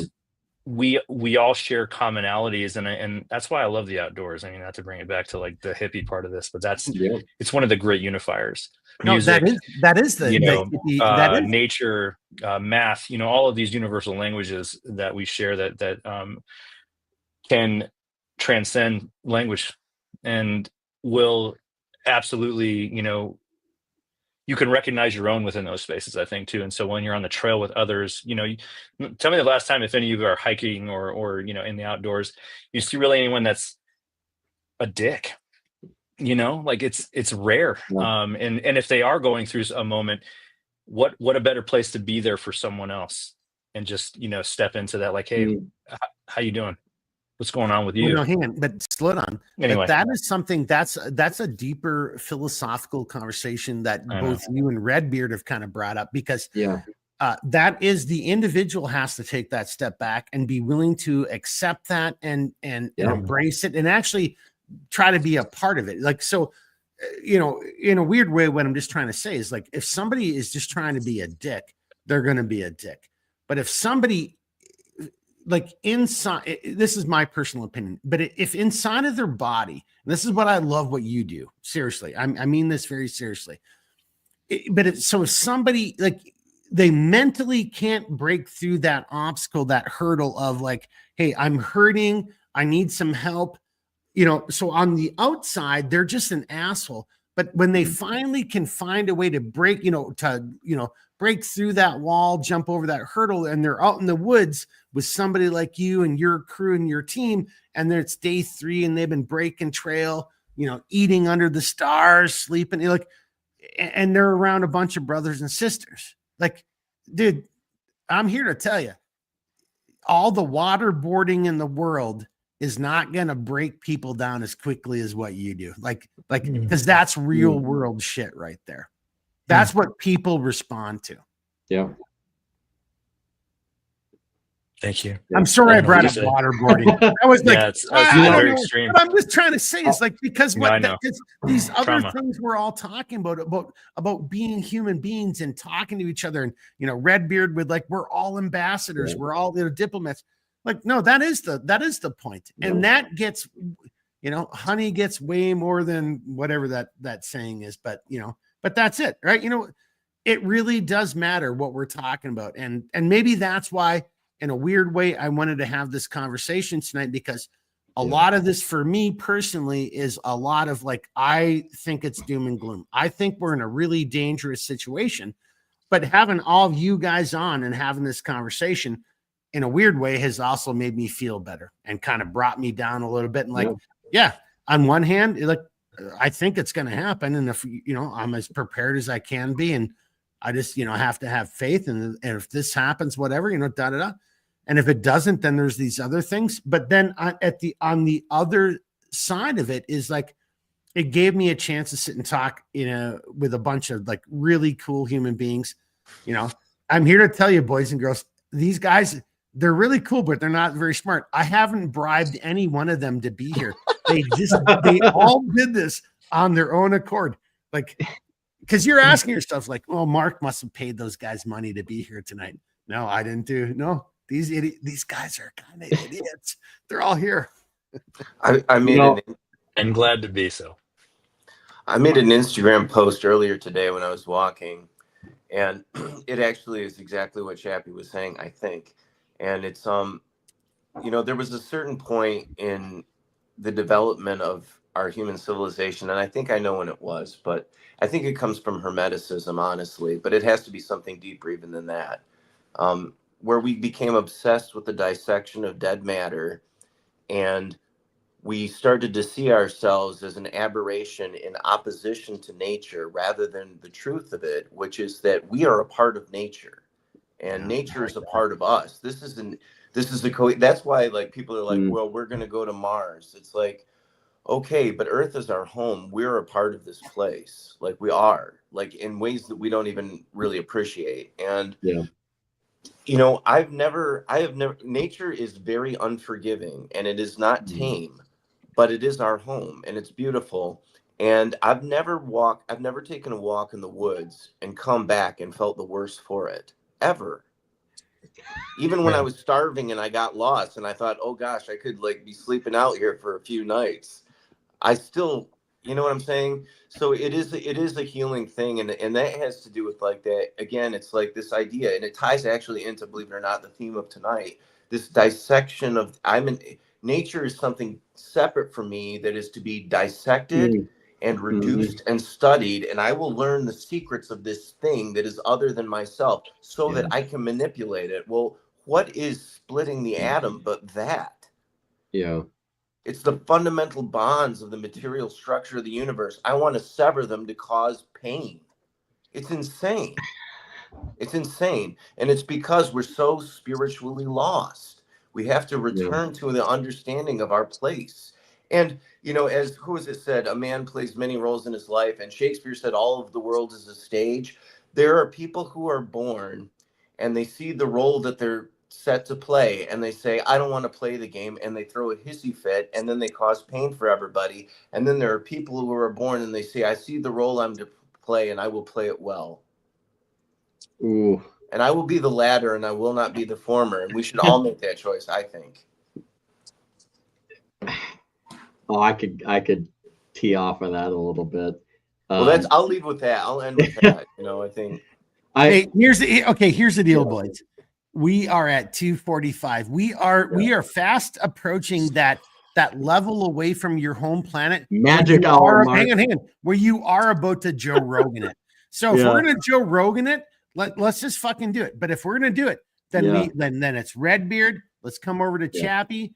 And look, you know, and if this becomes a fucking 3-hour podcast, who gives a shit? I don't give a fuck. This is so much more fun for me than going to a bar. So I'm on board. So if we want to Joe Rogan it, let's do it. Are you on board? Hang on. First and foremost, are you on board? I saw Chappie. I'm here for it. I'm here for it. Okay, let's do it. Let's Joe Rogan it. All right, you guys are the final comments. I'll give Blackbeard a rebuttal, and then I've got my final comment is about 2 minutes, and then we're good. All right, so let's do it, dudes. Let's do it. So there's a saying that my dad likes to use significantly, and you know, and I don't remember necessarily where the origin of the saying came from, but you'll see where I'm going with this. And one of his favorite sayings is, "As a man thinketh, so is he." You know, and that, like, when I was listening to the very tail end of what Blackbeard was saying, I was like, I have to put this in there, because it is like, you know, we manifest very much like what's within ourselves and ultimately the environment that we tend to create, right? And I've thought about, you know, these very conversations for quite a while. And Mark, I don't know, I may have brought it up to you. I think I might have brought it up to you, Blackbeard, and Chappie. This is probably your first time hearing this, but I'm hoping that I'm able to take a trip to Serbia, you know, within the next year and a half. Part of it is because I actually I found out that I have family over there, but also, you know, I want to visit, you know, Christian places. I think that's a very deep connection for me. But what it is, you know, a lot of people say, well, you know, the United States is a very large place. Hey, I just gotta interject. I'm sorry, dude. As your friend, dude, because hey, for anyone listening, he's not talking about going over to Serbia. Excuse me. He's not talking about going over to Serbia and joining some foreign legion, you know, like military unit. Dude, hang on. I just realized you're not fucking saying that, right? Yeah, no, you couldn't pay me enough. If that was the case. Okay, so I just wanted to, like, I was trying to find a way to make that clear. Now, Yeah. as your friend, I'm still going to tell you you're an idiot for trying to do that a year from now. Like, dude, you're just dumb. I just want to reinforce that there presents suboptimal results for all of those who may apply. But dude, just wait. You got a lot of life. Yeah. Give it 5 No, or 10 years. Don't do that next year. I wouldn't recommend anybody does that. It's suboptimal, I mean, but then again, you're free to make your own decisions. I'm not endorsing or telling you to not do something. So take that how you will. My big thing, a lot of people have said, why do you want to go there? What makes you want to go there? The United States is huge. It's the size of many of the European countries. And my thing is, I not only want to go to a new place that I've never been before, but what I'm looking for is to not be comfortable. And I know that sounds weird to somebody. Hey, but no. Just real quickly, and I'm gonna turn this over to Chappie. I don't want you to even say another thing. I'm going to turn this to Chappie. Like, Jeremy, the bottom line is the moment you go outside of your country, even, for some people, it's even going outside of their own state. Like, once you get into a different, take it into the human level. Like, this is why I want Chappie to respond. Like, dude, you're suddenly dealing with different people from different cultures, from different perspectives. Yeah, dude, that's going to make you. Yeah, you're gonna get it. I just want to top it off before it goes over to him, because I feel like how you posited that, it's really going to resonate. But we should all seek to be vulnerable to some degree at some times, because if you don't, and you don't open yourself up that way, and you don't put yourself in a situation to where it's like, oh, I don't feel comfortable. That's okay. Jeremy, okay, because that's how you grow. Who really wants a world? Who really wants a world where you can't go someplace that makes you pucker up a little bit? That makes you feel like what you just said. Like, is that the world you really want to live in? Right, and that's what I'm saying. And there's even more to it, because we all have our own individual pulls.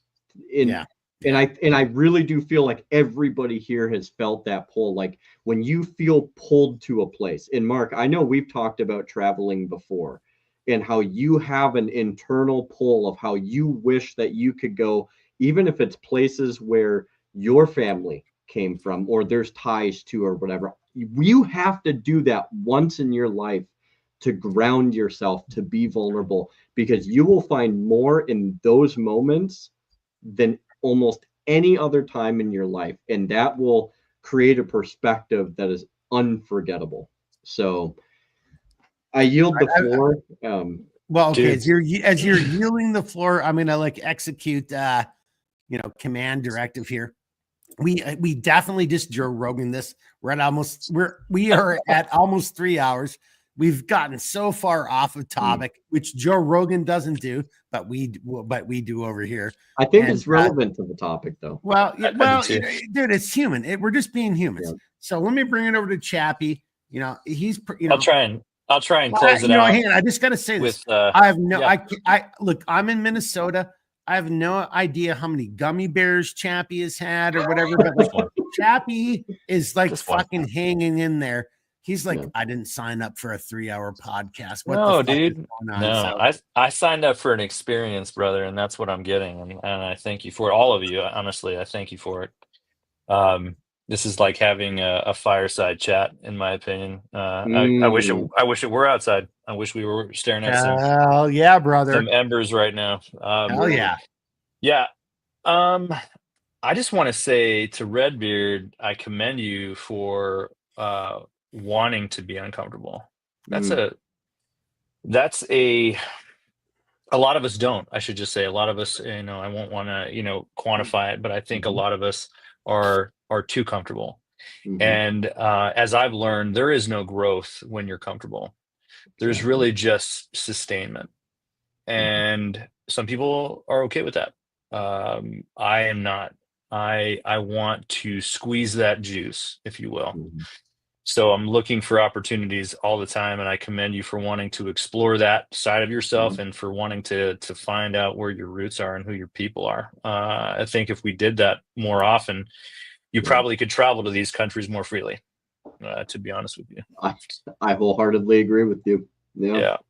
So, yeah, I don't know what else to add. Like, there's just so many awesome conversations that are evolving out of this topic, and I just I couldn't have asked for a more therapeutic session, if you will, because this isn't a live stream anymore. I feel like it's just a couple dudes, intellects of our day, even to discuss matters that are Mhm. relevant to the time.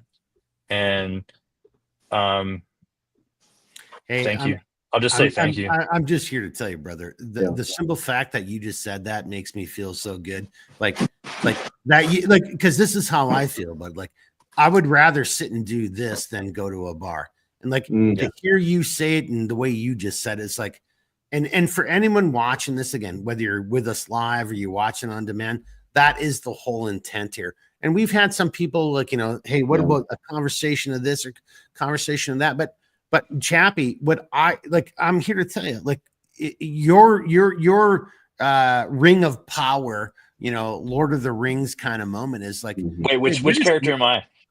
you're We got just, I don't Gimli. know, you must be an elf because they had like a shit ton of rings that no one ever talks about what the rings did. But I think your ring of power is you just talk truth. Like, and like every time I talk to you, I get more of that. I'm like, yeah, this motherfucker, I don't have to agree with him, but this fucker, he just talks truth. Like that's your ring of power. If we're gonna do a weird Tolkien moment here, but Thanks, man. I appreciate that. I didn't say that made you good. You might be evil. Oh, I don't know. I am. I'm Sauron, motherfuckers. Watch out. Yeah. You want to see my eye? I'll show you my eye. This is going to devolve if we go any further. I swear to God. I'm going to That's take what another she gummy. I'm going to have what she another said. whiskey.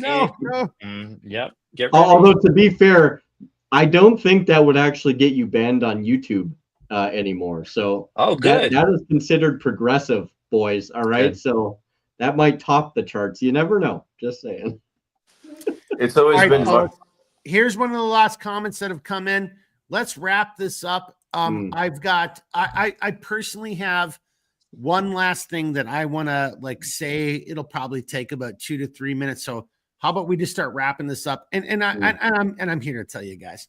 And for anybody watching this, if you're here with us live right now or whenever you watch this, so this was Friday, the 6th of December, and this was like this is one of the greatest like Friday nights I've had in a long time. Like this has been a podcast, but talking to these guys, yeah, I've had a couple drinks, dude, I hope it's the same for you. This is where we all need to get back to as human beings, is just talking to humans. But all right, take us out, guys. Fire is one of the classical Greek elements, and it is primordial. And, to the point where people will put artificial fireplaces in their house when it isn't, when it doesn't have an actual chimney. There is something about it that is uniquely alluring to the human spirit. To sit around a fire and discuss things with other people. Think about how many generations of mankind have done exactly that. Like that is in us. And there's something about it that allows a kind of reflection. It's almost like, I don't know, think about all the metaphors that we use for it, right? It's like I was just put through the fire, right? A trial, a hardship, a reckoning, something. Ring. Yeah. The same thing that will burn away the impurities is the thing that provides you warmth and illumination in the midst of great darkness, And so on that level alone, like we need to have more of the fireside discussions, like Chappie had said. Like, I like literal, like I sent Mark Yeah. I think a video or a picture of one I just had a couple weeks ago, but I've set one up back behind my house and I have my friends over and we just sit there and talk and it's pretty great. And yeah, I think that's you can be honest. You can tell everybody that I'm super jealous of it. It's like because I recognize it for its natural value. And I don't know. I don't want to like make it sound like, you know, that Chappie is. So I'm just going to ask this question to Chappie, but Chappie's not a weirdo. Dude, I'll shut up. Whoa.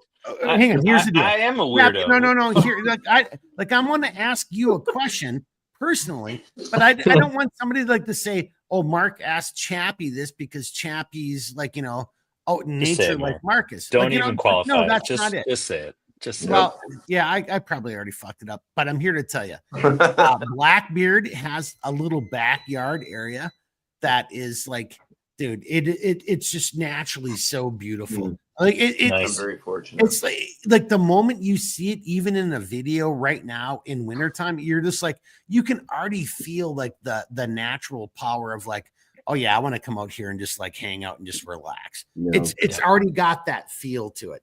I kind of fucked that up. I apologize, everybody, but I'll just stop. Or I'll just stop. No, keep going. What were you going to ask me? You didn't even ask me the question. What was the question? No, Blackbeard, bail me out here, dude. That was I want to come over. Right, let me come over. I want to see the backyard. You know, there are studies that. No, Chappie, I didn't say it and mean it that way. No, I didn't. That's not what she said. I didn't. What did she say? I didn't say it that way, dude. That's not what I said. I don't know. Mark, I don't even know what you said. What's going on? What's going on over there, Mark? My words right now. Have you been under the influence, Mark? Of just this incredibly generous conversation? Yes, I have. It was great. Yes, I have. It was great. Yeah. Yes, we have. Yeah.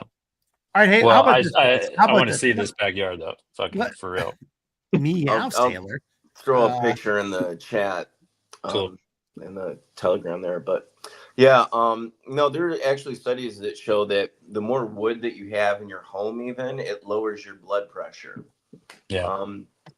Like, I mean, look, there's a certain kind of person because of where we've been raised in. It's like, I need the study to tell me this.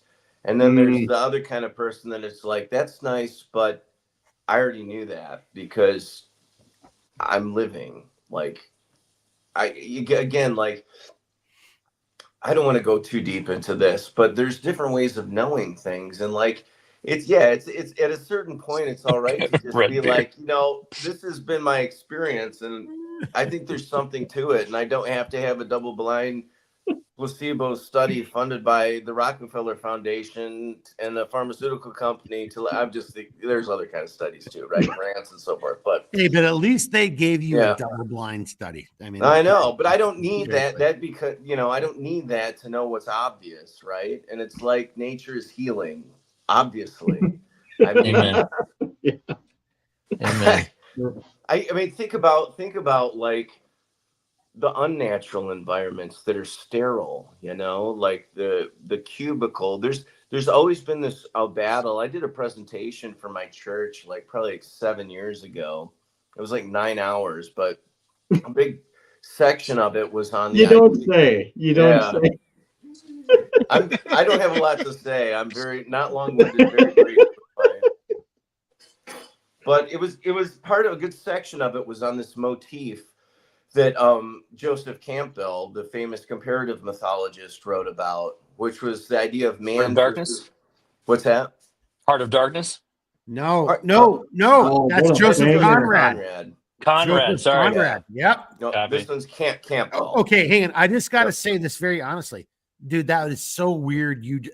I was thinking about the Heart of Darkness 2 days ago. I know that people would be like, well, what does that mean? Like, hang on a second.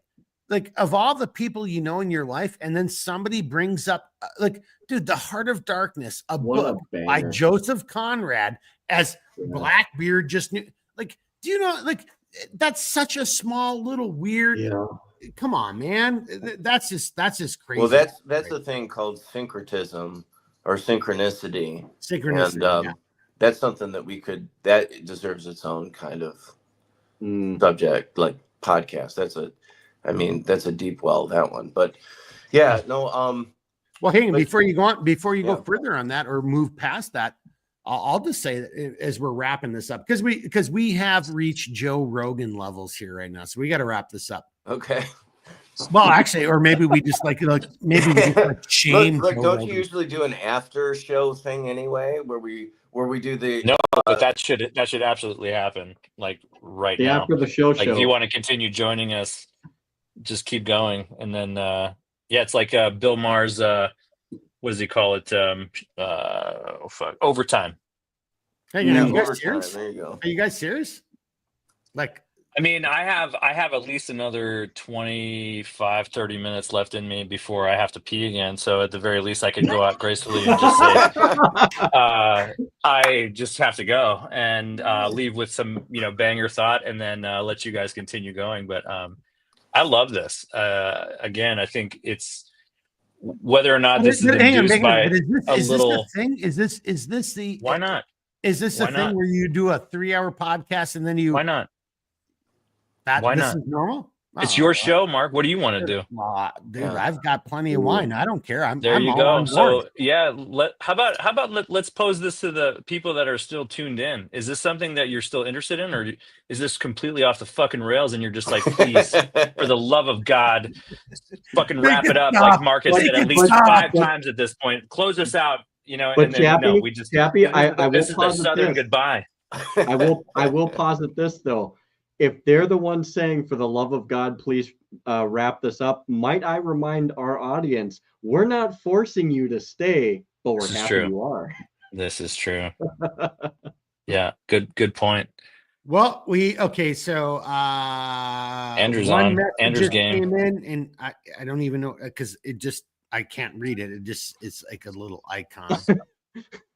And then this next one is even a worse thing. I don't even know what that's a millennial thing. I don't even know what that is. What does that mean? Toast. Oh, it might be that we are all toast. He's going. We're off the rails. That's what Andrew's saying. Off the rails. Elaborate. He's gonna kill us with a lion. You guys kill me with toast. Is that? Well, here. I'm just gonna say, we'll see. Let some time develop. Some comments come in. But I'm just going to say this to everybody here tonight. If you're still with us, if you're still willing to be with us as we're figuring out if we're just going to make Joe Rogan look like, like a junior varsity cheerleader, because we're going to go for like 6 hours in a podcast. Jesus. We are definitely not doing that, by the way. But on that note, it's fun. This is a long podcast. This is not what we've been doing. But I'm here to tell you, I think for me, what makes it fun, and I hope it's fun for anybody who watches this, is because this has been a real conversation. Like, there's been a lot of questions, a lot of things. Okay, what am I going to do about this? How am I going to approach that?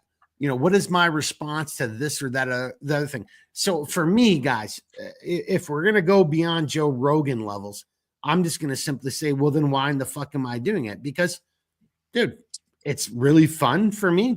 I like doing it. And there's a lot more personal reasons, again, learning from other people, everything I just said. So that's why I'm doing it. If we're going to talk about it, if we're really going to do this, then that's my comment right there.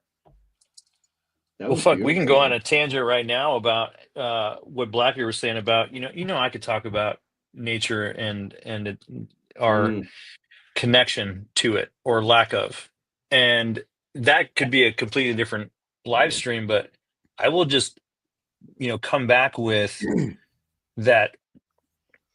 Perhaps the fact that we do all share a connection to the outdoors or nature or a connection to that space, we can have a larger overall perspective of our environment, our world around us. Because again, we go back to the, insular mentality that is created out of all of the things that are meant to distract us. As soon as we step outside, we feel really small. We feel really but also really connected. really like Mhm. a part of everything else. And that is so therapeutic and so humbling. We're talking about like when you go Mhm. out and you have to make your own fire, you have to make your own food, shelter, collecting water.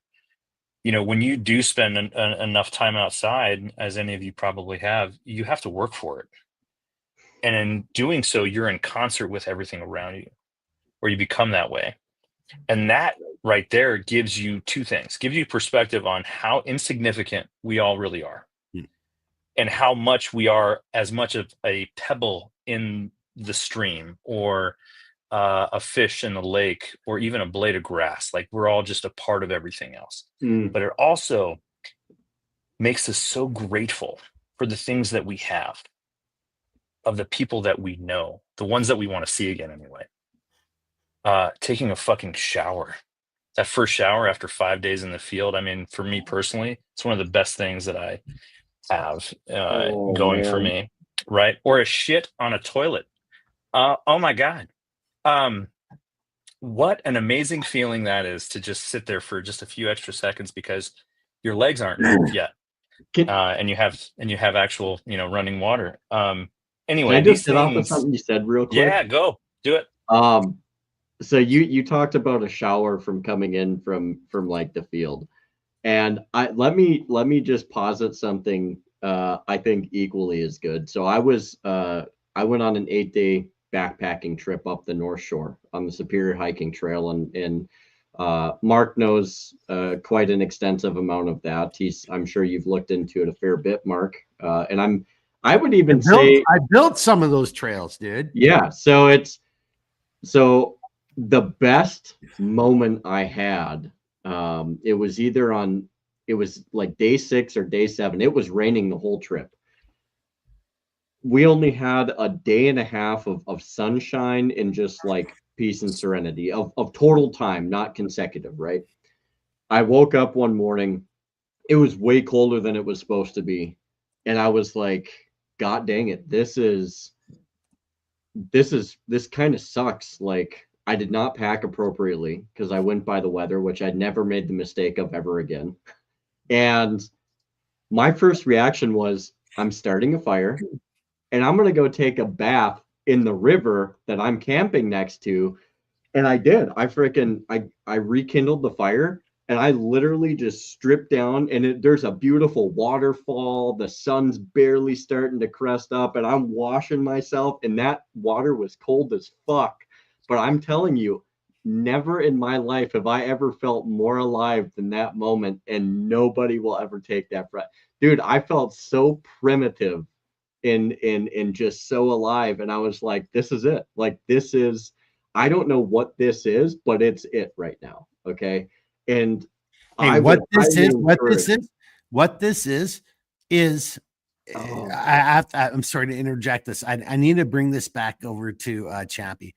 So oh yeah, Chappie, please, everybody Chappie, experience what we're talking Wow, about. you everything, guys are great. everything Redbeard just said, dude, that's what I've been trying to convey to you. Oh, So that is please who go out and experience these moments. You please do it. Well, I can't You don't speak have to for anybody convince else. me, I'm dude. You do imploring. not have to convince me. In fact, I've had Oh, many moments. oh man, so I've had good. many moments. Yeah, and it's probably the reason why I'm addicted to it. It is my church. It's my temple, It is an salvation. addiction. Yeah. It is, and it's really the reason why I choose it to be like the medium for which And I there's work in. vulnerabilities to it, Oh, Chappie. dude, I That's mean, what I love about it. Is talk it about trying to be at one with the environment around you, and it's always in opposition because it doesn't really yeah, care. It's yeah. uncaring. And when you are beat up at the end of the day, and all you really want to do is crawl into whatever sleeping arrangement you have and wake up, or Yeah. just sleep, just not even thinking about the following day. It's more about, I just want to go to sleep. I'm so tired. Yeah. When's the last time you felt that way at the end of a work day?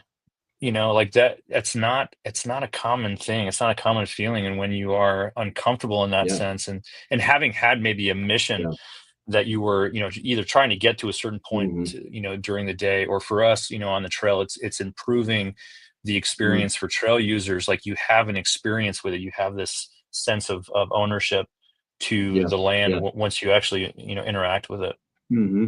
And not all exhaustion is the same either. So like you have like what you're talking about, what I've talked about is like, don't get me wrong, like I guarantee you between both you and me and in a lot of these escapades, like we've been exhausted, like dead by the end of it. But there's like a renewal in that exhaustion because it and Mark concurs, and I'm sure Blackbeard also has felt that like it's this weird thing, right? To where you're dead tired, but you feel more alive than you ever have been. And with that renewed spirit, like you can go for months off of that high, and you are just like better than Jocko Willing's like extreme ownership. It's like, no, like I am the extreme owner. Like I am asserting dominance once again in my life, and it feels good because it's a focused and controlled form of dominance. It's not whimsical and perishable, Nope. And not to bring it back to an activist point of view, but that's why it's so important that we preserve these places. Yeah. Because developing them is a slippery slope. And I understand the utilitarian aspect of it. However, we need these experiences so much more than that, in my opinion. Like we can be creative to find other resources or make that a claim for reclaiming land like this, because we need to go back outside all the time in order to get that renewal. I would argue nature is more utilitarian, honestly. One of the things that our society has gone off the rails on is that it knows the price of everything and the value of nothing. These I think all the time about the public spaces here, where you can just walk trails that are managed here, like, because not everybody, this isn't like Scandinavia where it doesn't matter if it's your so many acres of woods, you can trek along through it. Like that doesn't work here. And we have to have, like, if for no other reason than to have places of solace and remembrance. It's just, it has to be protected. Absolutely, it must be for our health, for our fundamental health as a species.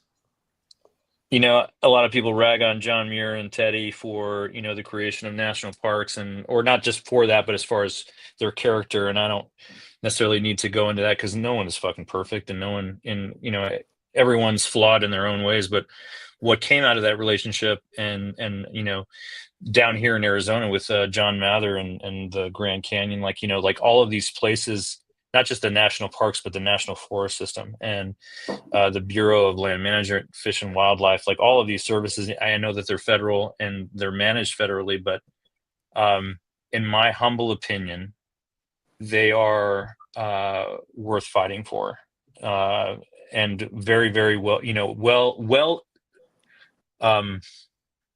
what's the word here?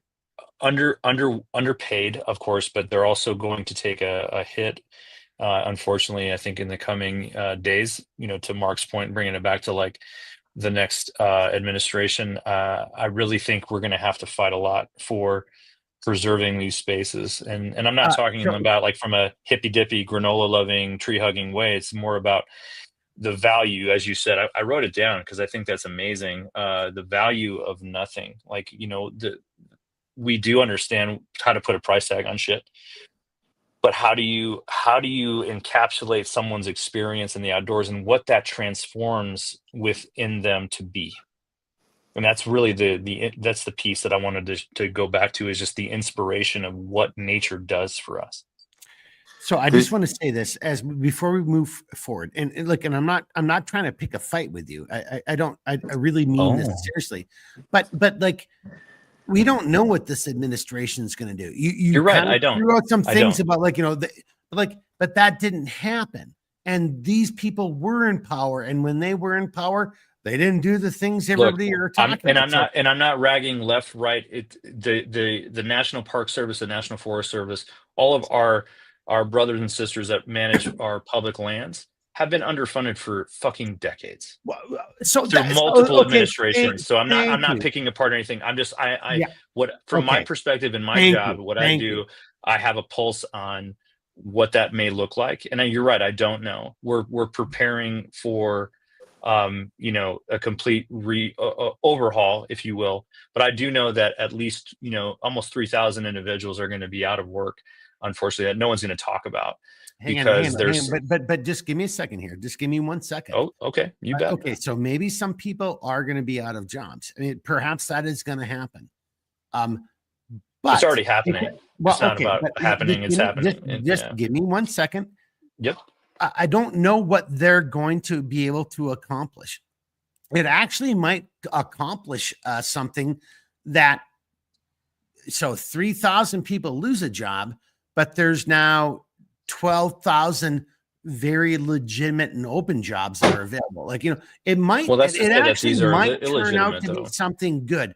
So, we can't condemn shit, I think I can't do it. I don't have a crystal ball. Something that's worth considering is that when it comes to places like Raytheon and Northrop Grumman and these defense contractors, the funding of the wars is always sufficient or more than sufficient. In fact, to the point that there's over $23 trillion unaccounted for in the Department of Defense budget. Okay, so there's plenty of money for that, but there's never enough money to fund some of the things that benefit us domestically, and that's a real problem.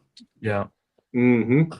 And I'm not saying this arbitrarily. These are actual seasonal. It's not even permanent positions. These are seasonal jobs that didn't pay very well to begin with. So the savings, as far as governmentally, is insignificant compared to the military budget.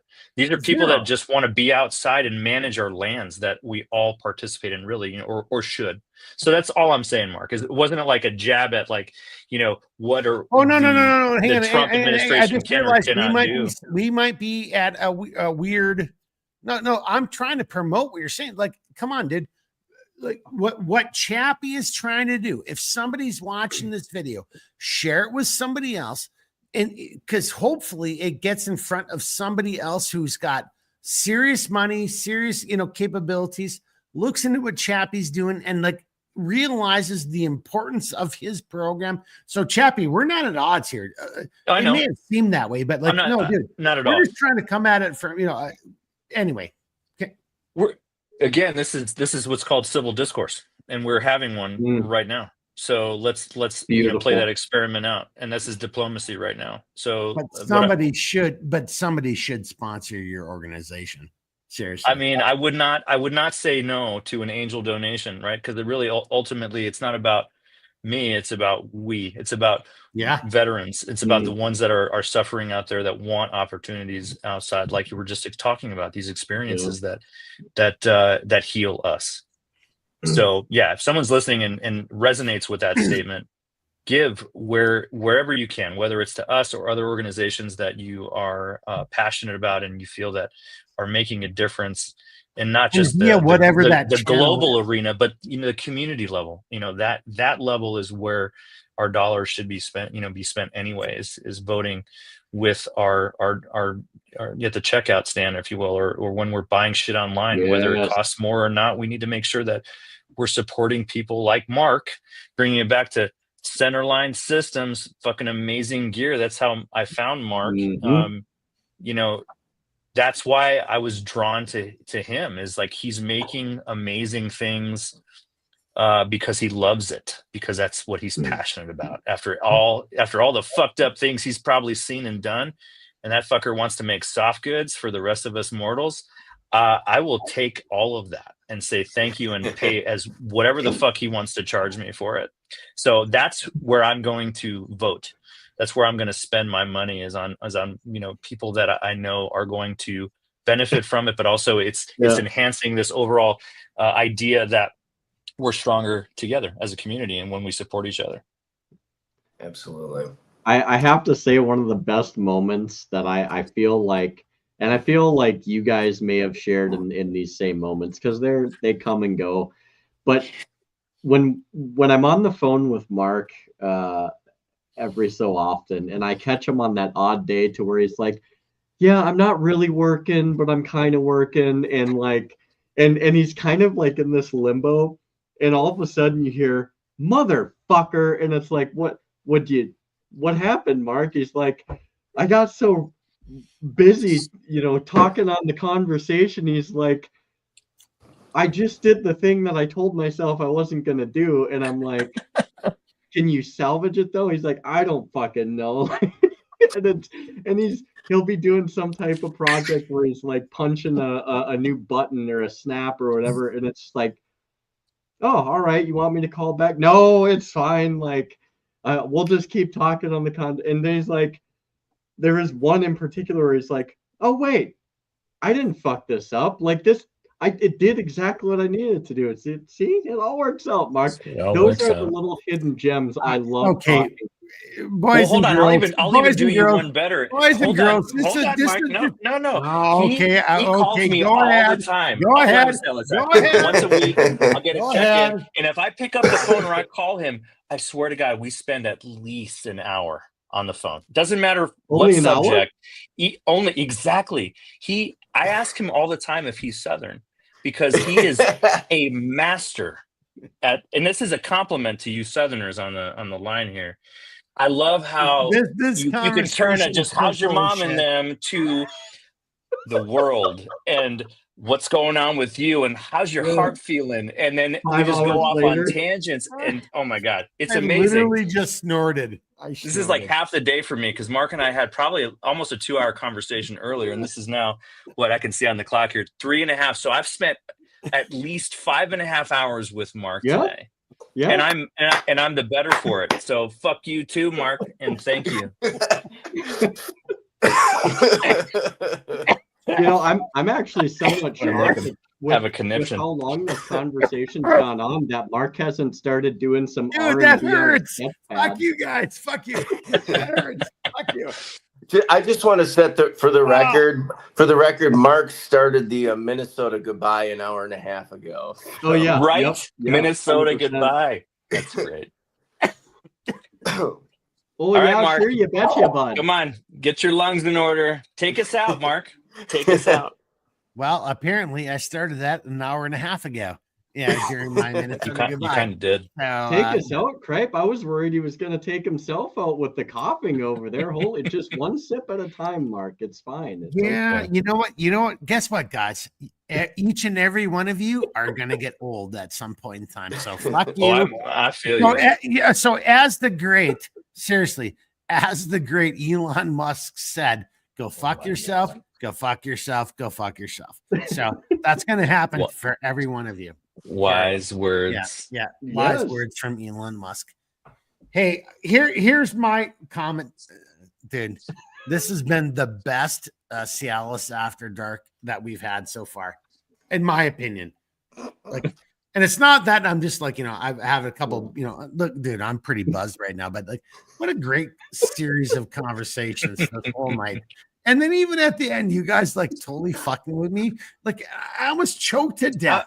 I'm not fucking with you. You guys know how much pain Mark, you are a warlock with that sewing machine. Just know that. It's incredible what you do. It is the best gear. It is the best. Yeah. Thank you. It is. It's so good, right? It is. It's the best. See what he does. What he does. You need to make more shit, Mark. You're too limiting. I want all of my things. Like make seat covers and shit. I would buy them from you. I want to know when Mark is going to make the CLS gear adult diapers so that we don't have to leave and take. Thank you. Yes. So good. Yeah, I would wear it right now, Mark. I would actually advertise it for you. You know what I would do, Mark? I would stand up in front of your audience of 20 or whatever it is on the live stream right now, and I would piss my pants just to prove that your gear works. And boy, does it.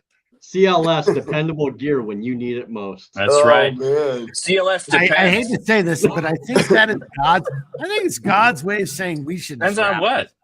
We should. Well, depends on how long you're on the podcast. That's how it depends. Sorry. I'm doing all your marketing for you right now. Write it down. Dude, Chappie is on a roll. Seriously. All right. No, dude. Sorry. No, Chappie's you're on a roll, sir. I like it. Yeah. I like it. All right. Okay. All right. Seriously, I am gonna try to bring it to an end. But shit, I didn't Do it even in a minute. You got a minute. No. You got a little over a minute, Mark. If you want to make it to 3:30. If you want to close it off at 3:30. No. I'm not trying to control anything. It's a nice even number. That is a good number. This is out of control. So it's just done. So here's the deal. You guys make a final comment because I personally have only one personal comment. You guys make a final comment. We're just wrapping it up. Let's just go from there. This is out of control. I'm done. I'm not even going to try. I love this so much. I thought that's what I just did. I guess I didn't. Well, hold on. How about this? We'll do it the other way. So, Mark, did you have any closing? Did you say your closing argument yet, or did you? Yeah, I don't know. No, I'm confused. So you're last. You always have to be last. So we're gonna go to GB over there, Glowbeard. Give us something positive, but give us something like Morpheus style, because I feel like you got me with the Matrix. With here's your perception of reality, but I also want I want something. I need hope, because I think you touched on hope. Someone touched on hope. Maybe it was Redbeard. So maybe maybe GB can bring it in with like the Morpheus moment, and Redbeard can take us into the hope.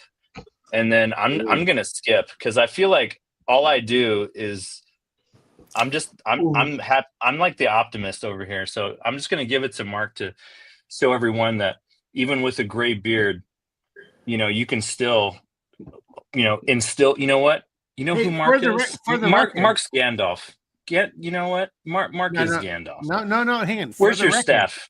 Where's your staff? Hang on. I have this note written down. Like, that is something that has to be concluded during this podcast. Are you going to be hippie beard or happy beard? Yeah. Like, we have to figure out your. I'm going to let your audience decide. I'm not, because I told you I can't pick my name. It's got to be done by the group. Well, so far, it is hippie beard or happy beard. That's whatever.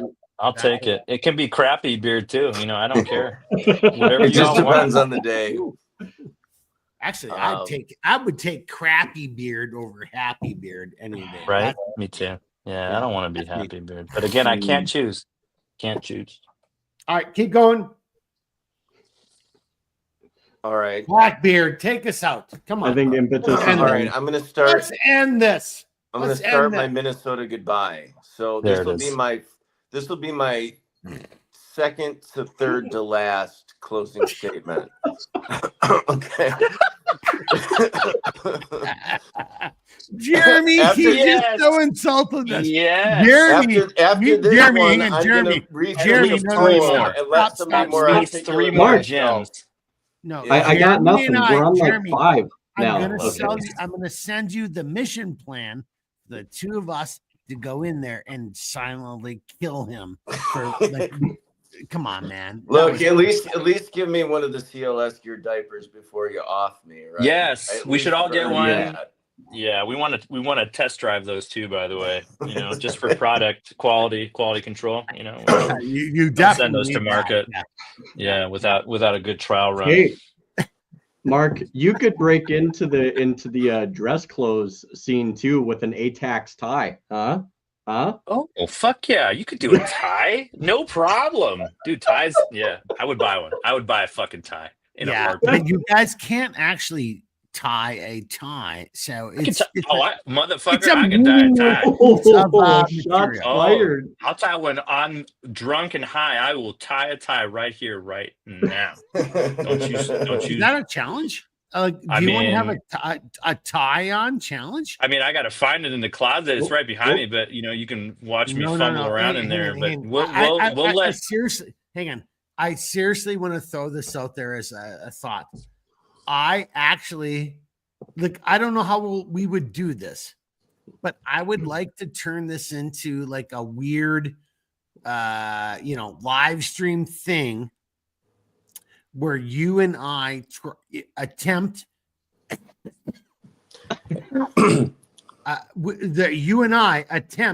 to tie a tie on a dress shirt. I think that would be a great easy. Easy. I'm gonna tie a ribbon on this message. Okay, let me close this out. There you go. Get us back. Help us. No, it doesn't rhyme, but it's a poem by Wendell Berry. Okay, it's called "The Peace of Wild Things." Because if you can't come up with something smart to say, turn to someone who's Steal. smarter than you and just steal their words. Steal from others. That's right.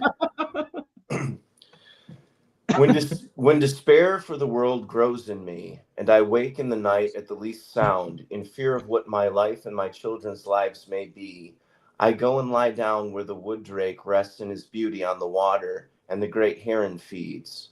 I come into the peace of wild things who do not tax their lives with forethought of grief. I come into the presence of still water, and I feel above me the day-blind stars waiting for their light.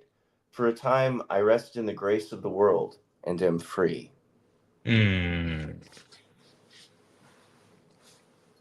So good. Mic drop. Yeah, how do you fucking follow that? That's really good. Well, I think you have really to look good. at the very last part of that.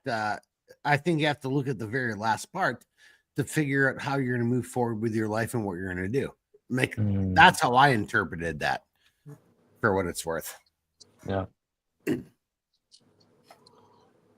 All right, so that doesn't take us away from how are we going to resolve this? What are we going to do, dude? We have gone so far beyond Joe Rogan. Joe Rogan's like, those guys are out of the solar system right now. Hey, like, we're at Joe Rogan wishes he could do this shit. What are we going to do here? I'll share a quote with you it's been one of my favorite quotes ever since I heard it years ago. And I would highly recommend anybody who's never read the books, the Metro series, and Mark probably knows what I'm talking about, the Metro series by Dmitry Glukhovsky. Yep. Sure do. There's a fantastic series. I would recommend the books before the games, but I digress. There's a quote that stuck in my head by a person named Fyodor Dostoevsky. And it goes, "To live without hope is to cease to live."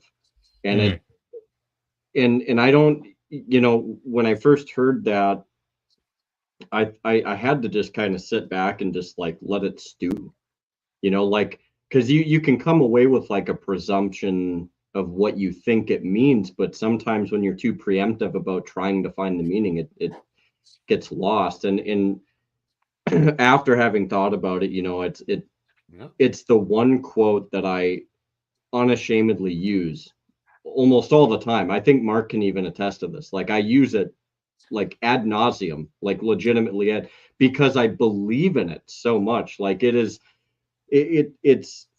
the moment you stop having some form of hope, or the moment you stop cultivating hope, like it's one of the biggest drivers. It's an engine to who we are as humans. Like, you die, and you might not physically die, but it just But do you mean like if you don't move forward, that's what you don't mean that in a weird way? Like, if you don't like think about this, then you die, right? I'm like, what do you mean by that? So when I think about the quote, "To live without hope is to cease to live," like there's a hope in a new day. There's a hope in a better life. There's a hope in a better relationship. There's a hope in being healthier. There's a hope but when you look at how hope is, one cannot have hope without being realistic about things. Hope cannot exist without realism. So you have to be cognizant and aware of how things are. And in doing that, you can find that hope that resides in that realism, because the real world, for as chaotic as it is there's beauty, there's positivity, and there's goodness, right? And I think we've gone through those themes tonight, but hope exists there. It's when you give up entirely and you just, there's no hope and nothing's ever going to get better. It's whatever. We've all known people like that. We've seen people like that. We've talked to people, and the resonance, I expressed resonance that you can feel emanate off of yourself and other people, they feel dead. You feel dead inside. And it's hope is such a driver and a catalyst to something better. And that's what I get from Dostoevsky is we have to we cannot allow ourselves to be stripped of hope. Because to me, much like our individualism, that's what they try to strip from us. They can conquer us if we lose these things. We can't be conquered if we don't forfeit these things. Amen. And that goes to, amen. you know, I So think, how about this? sorry. Amen. But we are not trying to be Great time. Joe Rogan, and it is definitely getting late. So how about It's Mark's bedtime. Well, dude, it was my bedtime like 2.5 hours ago. That was my bedtime. Seriously, 2.5 hours ago. Right now. My bedtime. Dude, I'm changing the hours. So we're not going to hang on. No, seriously, in all fairness, hang on. So going for next week, the normal live stream and the Seattle After Dark, they're all going to start at 1800 Central Time. Dude, I'm already so far. I'm like, I don't even know what to do. I'm like. Can I know I probably should go because I feel like I could definitely do a 2-hour after special. But I just want to, you know, we haven't really talked about a lot of the things revolving around today and tomorrow. And I don't really want to go into, you know, the military history and whatnot, but I will say that, you know, we are in the month of December, and that's a difficult month for our veteran community. And some of us, like myself, are lucky enough and blessed enough to have friends and family around that we actually want to connect with. And I would just say, like, if anything is driving you this evening to want to, you know, spread that goodwill toward your fellow man and woman, let it be this month. And if you're a veteran out there in this space, just know that if you want to look me up, if you don't have anyone to talk to, and you want just another brother to share some space with you, call me. You know, I bet Mark would probably second, and maybe even Redbeard, Glowbeard would want to be there for another human being right now, whether they're military related or not. But I just know that for us, you know, with the anniversary of Pearl Harbor, with how difficult it can be to be overseas right now if you're serving and on that front line, just know that we thank you. I thank you. I know we can. So I'll say we because I feel like I can say we here. Oh, you totally can. Of course you can. We you fucking appreciate you. Yeah. We love you. We thank you for your sacrifice, and come home safely. And just know that we're thinking of you, and that if you need some light in the darkness, if you need some diplomacy, give us a call. Give me a call. I'd love to talk to you, and I wish I could host you here in Tucson and have you over for some Christmas dinner or whatever the case might be. But just know that you're missed, and that just come home safely, come home, and just know that there's people here that, you know, are worth fighting for, and the ideals that they are able to freely espouse over a fucking live stream. We gratefully appreciate your sacrifice. And I'll shut up. I would also just say, for anybody that's still holding on, hang on real quickly, just before anyone says anything else, like the simple fact that there's actually people still watching or listening to us right now, like, dude, I just can't. I don't even know how to say this. It'll sound stupid, but the reality is, like, again, Chappie, never had a beer with them, never like, you know, played football. Oh, well, yeah, you know, whatever, you know what I'm saying? But like, but that's who, like, why can't we have that? How can we not achieve that? It's not a big deal. It's like, okay, yeah, and Chappie and I disagree on a lot of different things, but like at the end of the day, you're like, well, why can't we do this? I don't know. that probably didn't make any fucking sense at all, but that's It, but it seriously, did, dude. that's where I It am did. right now. I love So, it. so for anybody who's still watching this stream, like you're one of our people.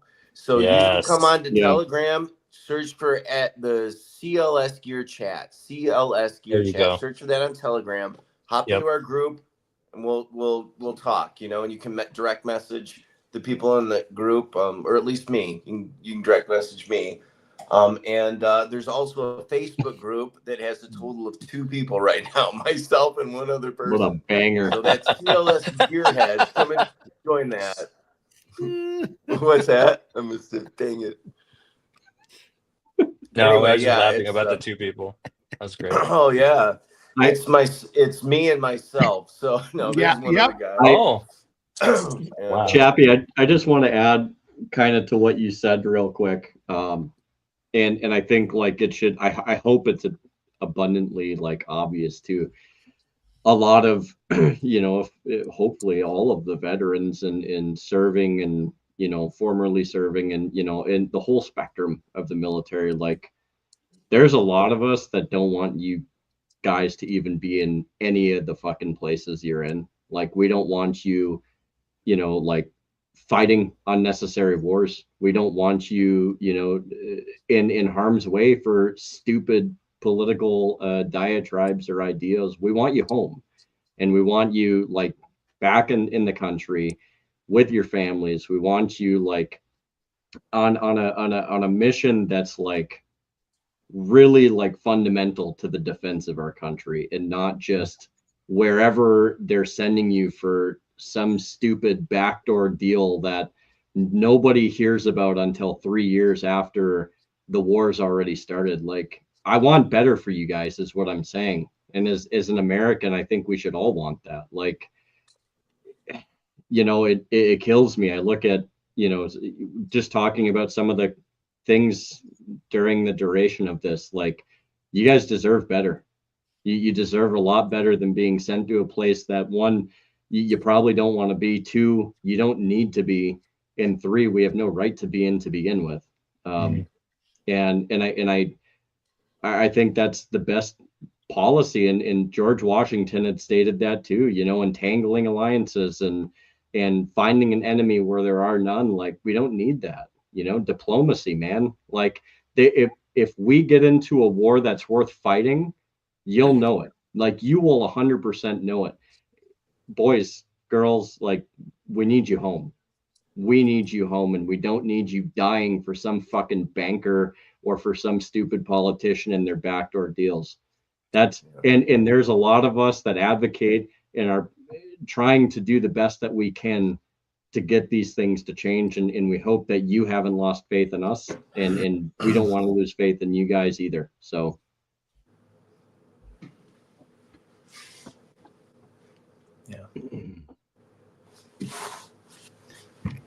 Yeah, no, that's perfectly put. It's perfectly put. It's just, it's, you know, what's a greater thing that you can put on the line than your own life or the lives of somebody else? And so if you're forced into that place, just let it be worth something like, you know what I mean? Like it's, not trivialized and not an act of subterfuge from these, like you said, the bankers and politicians that, you know, it's just it's not. it pisses me off is what it does. Like it really, it's one of those like you want to talk about those conversations that deserve its own episode. Like I will go on a fucking schizo rant over that. Like, because there's no need for people to die, to even remotely be maimed, to even be in the potential for that, you know, when it's not needed, you know. I just there, and it's such a deep hole to go into that conversation. And I'll be honest, like that does entirely deserve its own. It has to have its own episode. I will stop that conversation because I think it's worth that much. We owe the people that actually volunteer to go in to do this, to not to not go in on the behest of bankers or bad policy. Good night, Andrew. Good night, Andrew. So, Thanks Hey, for so- I think he's like, all right, guys, it's time to go to bed. Yeah. So take us out. No, but Take us out. I'll great commentary, Redbeard. I think the conversation about the why we're where we are militarily, whole another conversation. oh And yeah, that's probably that's a why deep one. I'm gonna bite my lip, Yeah, because I really, and I can certainly go there with you. I feel like what I wanted to end this with for myself anyway was just letting people know that are listening, Yeah. watching now or after the fact, whether they're prior or currently serving, these are difficult times Yeah. to be apart from your family and from your community. And hopefully through the use of these technologies that we're utilizing right now, which is fantastic, hopefully you feel a little bit of that connection, and it gives you, going back to one of our topics is hope. Yeah. I hope it gives you hope, and that it one day, as they say, this too shall end. And when you are back stateside, you will hopefully reap the benefits from which you toiled so many years, however long that might have been. Deserve it all, all the benefits, all the riches, all the peace that you want. And hopefully there is something worth preserving by the time you get back. And I do say that, like, I do hope, because I know Mark Yes. has something to say here, and I think that's where he was leading in the fact that there's a lot of there's trouble on the horizon, but we need to maintain hope, whatever Yes. that looks like. And that goes for everyone, whether they're stateside or abroad.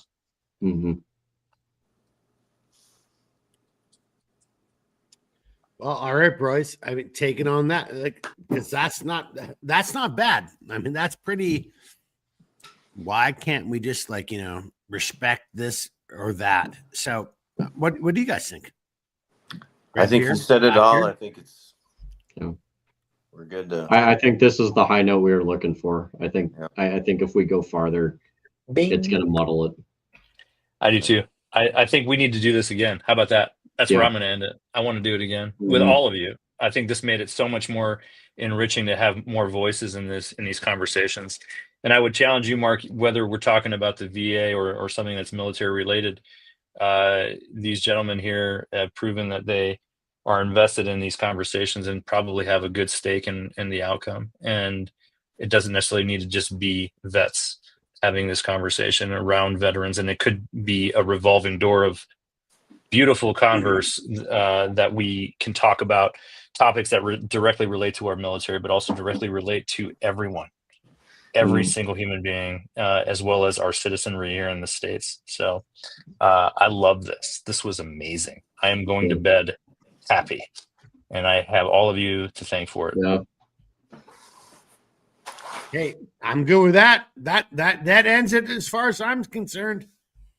That was a great fucking ending comment right there. What do you guys think? I think it is. Appreciate you. Yeah. It's good, man. Out then. All right.